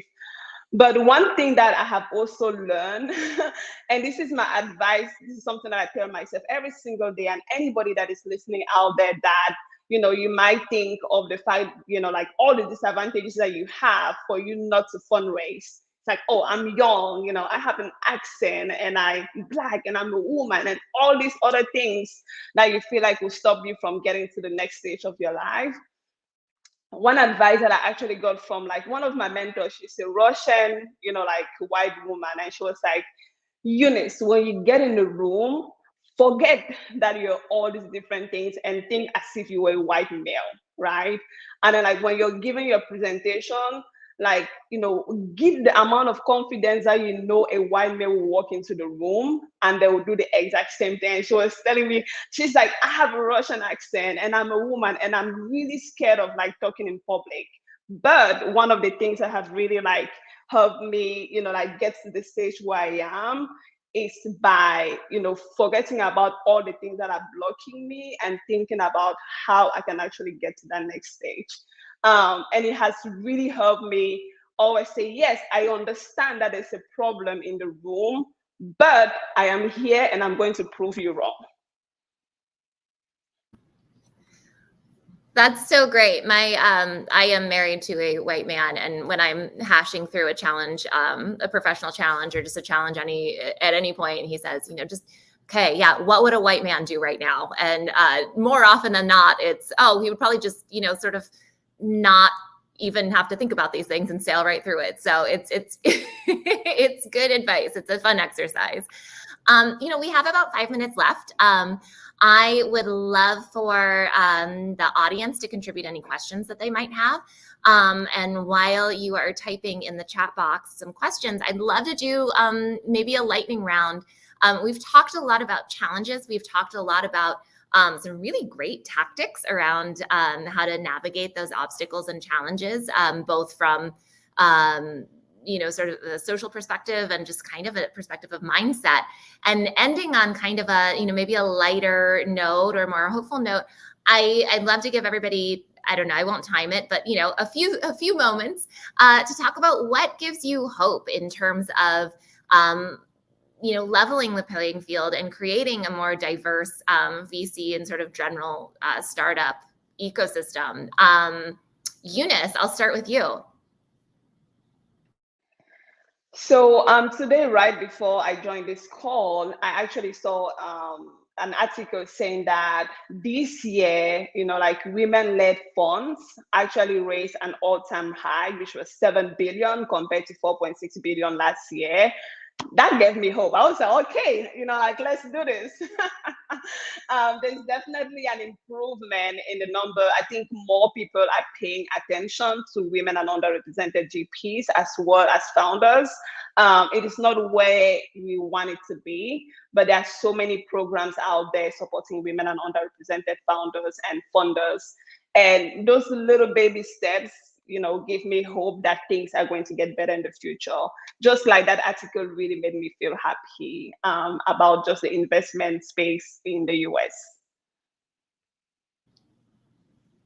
How about Claire? Sure. Yeah, I was just sort of thinking back to the Austin innovation ecosystem and how much it's changed over the past couple of years. A few years ago, some of my peers in the ecosystem created a group for women in VC. And that group was initially maybe like 10, 15 of us that would get together from time to time for drinks. And now that group is giant. I want to say there's like 50 of us in that group, just here in the Austin ecosystem. And I think that's a reflection of both GPs, even if they're male and white, their mindset's sort of changing. There's sort of a new generation of GPs out there for whom diversity is a given. They want diverse candidates. They want women on their team. And also the growing venture model. Nowadays, there are tons of positions in VC firms that weren't traditionally there, things like head of platform, chiefs of staff, that you don't need a traditional finance background to kind of on-ramp into VC. And a lot of those sort of entry points still have a pathway to become a partner or a GP. So that's something that I've seen in my own ecosystem from the investor perspective. That's really exciting and really positive. Thanks, Claire. How about you, Lorraine? Yeah, so I would add, I started investing as an angel, as I mentioned earlier, about 8 years ago. And there weren't a lot of women who were angel investors. now there's a lot more women of color, so that's really encouraging. And then recently, the past year or so, with all the social justice movement, there's a lot of people, emerging fund managers, who've launched funds, and they're getting funding. And then you have institutions who created programs where they're looking at emerging managers. I think they should, certainly. A lot more money needs to go to that. It's a drop in the bucket, but at least we're moving towards something. So I mean that's encouraging. We have a very, very, very long way to go, but I think there are, it's encouraging, and I think people are creating their own funds and trying to activate their own networks, and not relying on other people. So that's encouraging. Great. And Lauren, will give you the final word of hope here as we wrap up this discussion. Yeah, I would agree with everything that everyone said on the panel. Like Eunice said, there are so many funds popping up from women that I can't even keep track of them anymore. It's before you knew who they were, and now there are just so many, and it's super exciting. But you're also now seeing that impact on women founders, and they had a banner fundraising year this year and last year. We're not at equity yet. We're not there, but we're getting closer. And I think this is the largest shift that I have seen since I've been in the space for the last 8 years. So for me, it's really encouraging, and can't wait to see where this goes. Amazing. Well, thank you all, Claire Hansen, Eunice Chenju, Lorene Pendleton, and Lauren Washington. It's been such a pleasure to learn from all of you. And thank you so much. And I hope I know the audience got a lot from it as well. So thank you. Have a wonderful rest of your day. And I will hand it back to Courtney. Amazing job, ladies. Thank you so much for your insights, and we wish you all the best. So we are now going to move into a video from Blue Cross Blue Shield of Texas, one of our wonderful sponsors for today's event. And they're going to be showing more about their program, Girls Who STEM. So let's play that video. STEM stands for science, technology, engineering, and mathematics. It's important for the community to see Blue Cross Blue Shield of Texas truly is a STEM organization. STEM is embedded in everything that we do. We have science shows up, technology shows up, engineering, mathematics, and all that we do. And so it's really, as we look to the future, to where the company is going, to where the jobs that are being created, it's important that we recognize the talent that's out there that we can bring into our organization. Good morning, everybody. Good morning. This is a hands-on STEM experience with our great friends at Blue Cross Blue Shield. STEM is so important to Girl Scouts of Northeast Texas. We love giving our girls opportunities to experience all the opportunities that await for them. Women are very underrepresented in STEM-based careers, and we want to show them all the opportunities that exist for them. I am, in a way, a product of the Girl Scouts. I was only 6 years old when I started to say that I wanted to be a doctor. And to be a physician, you actually have to have a little bit of everything in STEM. And then you would say, how come that you're a physician and you're working here in a company where you're not necessarily seeing patients? And that shows you the variety of things that a person with a medical degree can do. We came to Blue Cross Blue Shield and we're learning about all these different women that are in STEM careers. STEM is science, technology, engineering, and math, and you use it for everything. It has to do with like jobs and learning in general and all different types of things. Blue Cross Blue Shield put together a fantastic day of activities where they can walk around the corporate campus, meet people who do these exciting STEM careers they might not have never considered before. There we go. And they get to do some hands-on activities. They just built and worked with robotics. Science, technology, engineering, math is occurring now in different organizations, healthcare and everything. And it's going to help later in life when I decide to go to college and decide what my major is. And it helps with healthcare, engineering. So I think it's very helpful. Girl power.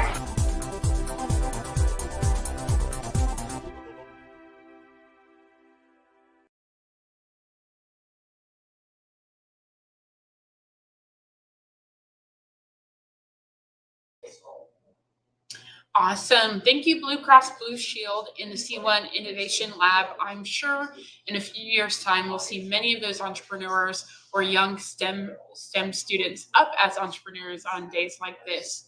So, guys, we're headed towards the end of the day, and one of my favorite parts of our DEI summits, which are our investment challenge.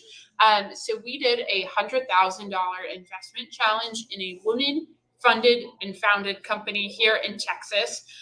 We had such a hard time getting this challenge filtered down because there were so many really, really competitive candidates. So we ultimately had 6 startups who were all started by women, make it into the final rounds of this $100,000 investment challenge, and $10,000 from our partners over at Baker Boss. Those companies were Afterglow, Dioro Medical Devices, Fitness City, Funder, Mesodyne, and InVenue. So I have the pleasure of bringing up Janice, the CEO and founder of Mentor Method, and one of my good buddies, to help us announce who the winner is. So Janice, it's so good to see you. Yes, good to see you as well, Courtney, and good afternoon, everyone. I'm Janice Amadeki, CEO and founder of the Mentor Method. Excited to announce the winner. Should we do a drum roll? What's the right way to do it, Janice? Maybe we can start off and you can tell us a little bit more about you and how you've been involved in Capital Factory. We can build the suspense. Sure. I'll do it briefly because I remember when I won in 2018 thinking, just tell us who's winning, right? So want to be respectful of that. But thank you so much for having me. I moved to Austin April 2018 for the Mass Challenge Accelerator, ended up getting into Capital Factory as well. And it's just been a great launching pad for establishing a professional brand in Austin, building the Mentor Method as a team, reputation, and expanding our customer base. So I have a lot of gratitude for that first 6-figure investment coming from Josh and the Capital Factory team. And I'm looking forward to seeing what the winner of the challenge does with their $100,000 for the next year or so. Okay, so Courtney, I don't know if you want to do a lap drum roll, but I'm very excited to announce the winner. So without further ado, the winner of Capital Factory's Women in Tech 100,000 Investment Challenge is Veronica Stelmach, CEO and co-founder of Mesodyne. Congratulations. Thank you. Thank you very much, Janice and Courtney. Thank you for the introduction. And thank you, Capital Factory, for this award. I'm Veronica Stelmach, the CEO and co-founder of Mesodyne. So maybe I'll just say a few words about Mesodyne for people who are not familiar with us. At Mesodyne, we're developing a new kind of power generator that converts fuel to electricity via light. It's called the light cell. And so the light cell generator is compact, quiet, and reliable. It operates on any fuel, and it has up to 10 times the energy density of lithium-ion batteries. So our patented technology can enable long endurance power for remote unmanned sites, drones, robots, military personnel, and emergency response. So we like to say we can enable, reliable power anywhere, anytime, and from any fuel. So that's kind of us in a nutshell. And yes, thank you very much for this award. It's really great to be recognized by Capital Factory. Awesome, Veronica. We are so excited to be investors and partners with you, and so excited for all to come. Next year, we'll probably do a review and see where you're at and how much this $100,000 has helped you grow. So we're so excited to be part of this journey with you. So thank you so much, everyone, for participating today. Thank you, Janice, for joining in and helping us celebrate our winners. We could not do this without you, the Capital Factory team, and our wonderful sponsors over at Blue Cross Blue Shield of Texas, the C1 Innovation Lab, and then Baker Bots. So, guys, this was awesome. Thank you so much for joining. If you feel like you need, hey, I need more Capital Factory, I want to meet in person, I want to get to know some of the startups in the ecosystem, we'd love to invite you to our Austin Startup Crawl this Friday. The registration link we're dropping in the chat. We're already sold out of startup spots. There's over 80 startups going to be demoing and featuring their products. There'll be food, there'll be drinks, there'll be fun, there'll be music, and it's all in person. So don't miss out on the party. Austin Startup Week or Startup Crawl this Friday. And thank you again, everyone, for joining us for Women in Tech.